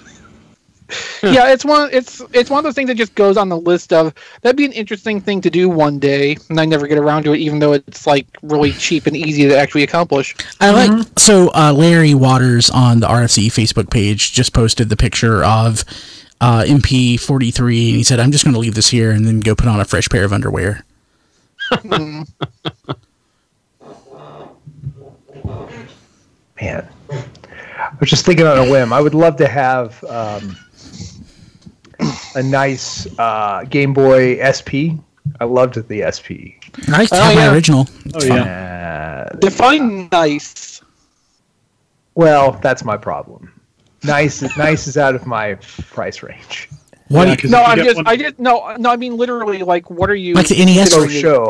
I start. If I think to myself, that would be a nice to have. I start with sealed new, and then I continually lower my expectations. My original is fine. I just steadily go. I don't want mine still works. Mine is fine. Too. I got the blue one. I mean, it looks like a sealed one will set you back several $100s. Yeah, really? What about the micro? That's what I wish I'd picked up. About that too. Yeah. Yeah, I saw the micro once in the store. I saw it on clearance at the Walmart in Boone, North Carolina. Yeah, I think I remember seeing it for the first time on clearance and being like, yeah, I'm kind of not surprised nobody was into that. Now I kind of regret not picking it up. I finally broke down and got a Pocket, Game Boy Pocket. I don't know why I wanted it, but I did, so. They're kind of neat. I heard the micro one on clearance as low as like $10 some places, and I wish I'd seen it. I saw it for $27. My original Game Boy. Yeah. I've got at least 3 original Game Boys. I didn't ever own a Pocket. I had a color for a little while, but it just wasn't really. It wasn't really doing it for me. Really, I skipped the color. I wish I had. Yeah, there wasn't. I didn't feel like there was enough advantage to it, honestly. And then I skipped over the regular Game Boy Advance and went to the SP because why wouldn't you? Yeah. I should have, but that screen. Yeah, I mean, we had a nice, comfortable chair directly under a lamp, so I did get through Castlevania Circle of the Moon. Yeah, nice. A micro will also cost you north of $100. Most of them are in lots with games. That's not that bad, actually. And then sealed sealed boxed micros are, over at least $250. Can you imagine, Rob, these at $10? I know. It makes you sick, doesn't it? Yeah, if I had known then what I know now, I'd have a closet full of those. Well, I mean, I would have had a closet full of those. Yeah. I wish I hadn't sold my Sega Nomad, even though it's kind of pointless right now. But and honestly, I don't regretted you selling that Sega Nomad too. I don't know why Hyperkin doesn't just go ahead and do one. They do the Superboy. The new Superboy is actually pretty good, apparently.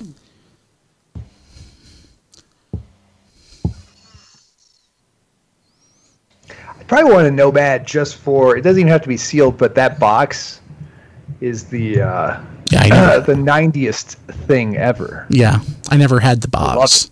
Oh yeah. Oh yeah. It looked basically that was the cartridge design or the box design around 92, 93 that Sega would basically do all the boxes in, or at least the first party stuff. I mean, goddamn! Look at that! Look at the back of that box. Yeah, like bullet points. It's laid out like a PowerPoint slide, but also with like Super 90 fonts, and inexplicably, it's trying to like cross sell Genesis accessories. You could plug Genesis accessories in, if I'm not mistaken. Oh, you could? Yeah. I'm pretty sure it had a controller port on it for second player. I wonder what that did to the battery life. I'm pretty sure. I'm pretty sure that you actually had a AV cable you could plug into it, if I'm not wrong. Yeah, I would hope so. Wasn't the battery life on the Nomad like 45 minutes? Or something? It may have honestly been less than that. But hey, there's a card charger. car adapter. Yeah.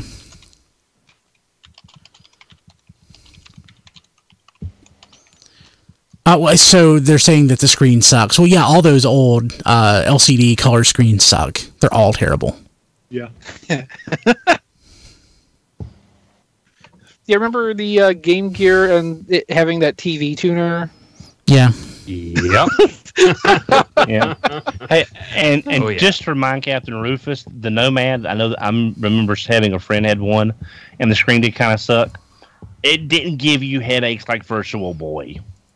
At least I've never even. It could always be worse. I've never even played a Virtual Boy. I came close to buying one last year. Oh, I played a demo unit in a store once. I tried to, but it was not aligned correctly for me, and I didn't know how to adjust it, or if there even is a way to adjust it. 5 minutes of Mario Tennis, and I was like, I can't do it. You might remember in the late 90s, there was that period when Walmart was getting like a warehouse find of them in, and they were selling the Virtual Boys, I think, with a bundled game for like $30. Nice. I really considered getting one then. I wonder if the technology's improved any that they can do that again without it hurting your head or causing you physical sickness. Virtual reality? Yeah, it's improved.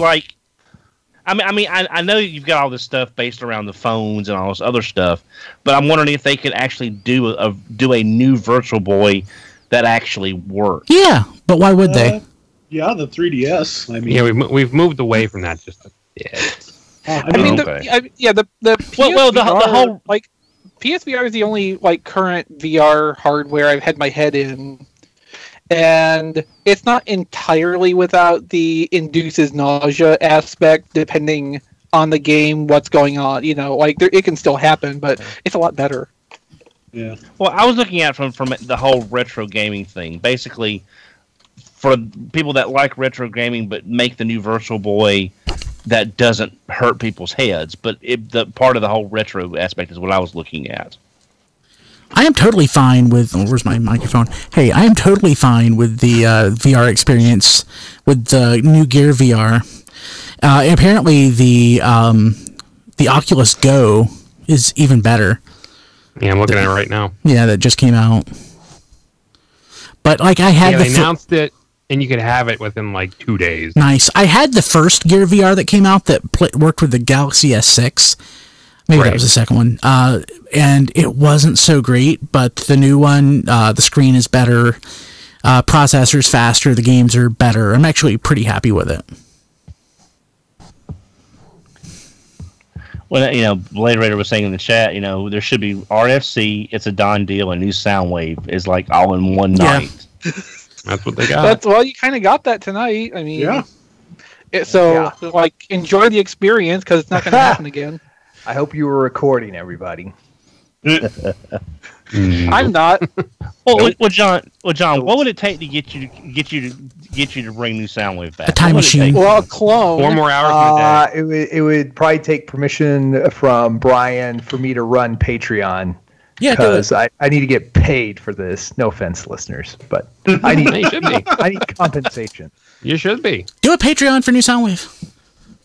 Okay. Oh, there you go. That can be one of the patron rewards for the RFC Patreon. Oh yeah, where's the RFC Patreon? No, just subscribe it. Brian's eye. Just subscribe at whatever dollars per month and get Patreon exclusive new Soundwave episodes. No, you just do one for new Soundwave. Brian has all the money. He doesn't need your money. Well, I was being partially serious, John, just because there's so many topics in video games, loot boxes, microtransactions, blocked off content, and you seem to be a voice of reason in amongst all this shouting. Why does he want to talk about all the bad things, though? well, I'm saying bad things, but from a more, and I will use the word enlightened because that's just the word that I'm thinking of. There's probably a better word, but John's not the one to seems to be default to the lowest common denominator to get views, and he could discuss it to get in a more rational viewpoint than some of the people out there that's talking about this stuff. Yeah. But, it just seemed like it would be like, a more civilized look at some of these things versus the shouting and the yelling and the name blend, that kind of stuff. I will say, looking around Atari Lynx listings right now, there's. I'm going to point out the irrational. There are some Atari Lynx games that go for like $150 a piece, and you people are sick out there. Clacks for the Atari Lynx is not worth $125. Sorry. God, that was available in everything. Everything. Yeah, I kind of liked Clacks. I did too. Yeah, for the among the not Tetris games, it was fun, different enough. Oh yeah, that was the one that had the blocks that fell towards you and you had to stack them. Yes. Yeah. Oh, I think I remember. Okay, so the reason I think I remember that is because when my parents first got a Nintendo for us, it was hooked up in the bedroom, and we only had a black and white TV in there, and you need a color TV to play that game correctly. My sister rented that game, not realizing you can't really do this on black and white, so awesome. Whoops. Oh boy. Maybe some of the shades were a little bit different. Maybe. I've tried to play similar games on a black and white TV, and probably not different enough. How many consoles worked effectively on a black and white TV? I know the RCA Studio 2, I think, was native black and white. The Atari 2600, of course, has a black and white color switch. Yeah, I don't know of any games that were required color. Was that it? I can't see anything else. I guess anything that was consistent. I mean, there were a lot of later Atari that didn't even use that. Used it as like a third dip switch to go with the two difficulty switches on the back. I remember trying to play Zaxxon in black and white on the 2600, and I had a lot of trouble because that Zaxxon game was hard, and two, without the colors, you kind of couldn't see the spaces you had to fly in between. Yeah. Like, if you got the electric field in the wall, you could see the color gap between the two, but on black and white, it's all just like one color, and you couldn't judge your height. But that Zaxxon port was very hard anyway. Yeah. Yeah, sure. You my good boy. No, he's not. No, he's not. Oh, yeah, he is. Trap. So looking up Clacks. Clacks was released in 1990. I feel like I felt it was older than that, but 1990 was a very long time ago. So I was about to say, no, that sounds right, because it is the 90s and there's time for Clacks. So. Oh, man. And we had that Nintendo in 91, so that checks out. Yeah. Yeah, well, dang. Dang, y'all. Hey, it received the Parents' Choice Foundation's seal of approval in 1990. Won Best Mind Games at the 1991 European Computer Leisure Awards. All right. That sounds like a good time. Let's see here. And it was named by the Chicago Tribune Best Cartridge of 1990. Wow. What an award. Hey, I think I'm going to go ahead and kill the stream. People watching live, we love you. Thank you for hanging around this week. It means the world to us. And since you enjoyed your RFC, it's a done deal, new Soundwave triple feature. Yeah, and considering that there's less lag, people aren't going to be surprised, hopefully, when this thing just completely ends. Cuts off, yeah. So yeah. I'm going right now to YouTube to hit that button real quick. That's great, though, because CatMax Gaming just asked in the chat, wow, it's still streaming? Yep, and then he said, damn it. Yeah. And we were talking about games, so yeah, you totally missed it. Yeah. Better luck next week, man. Yeah, you just go back and watch the last 30 minutes. So YouTube, we'll see you later. Bye. Bye. Bye, everyone.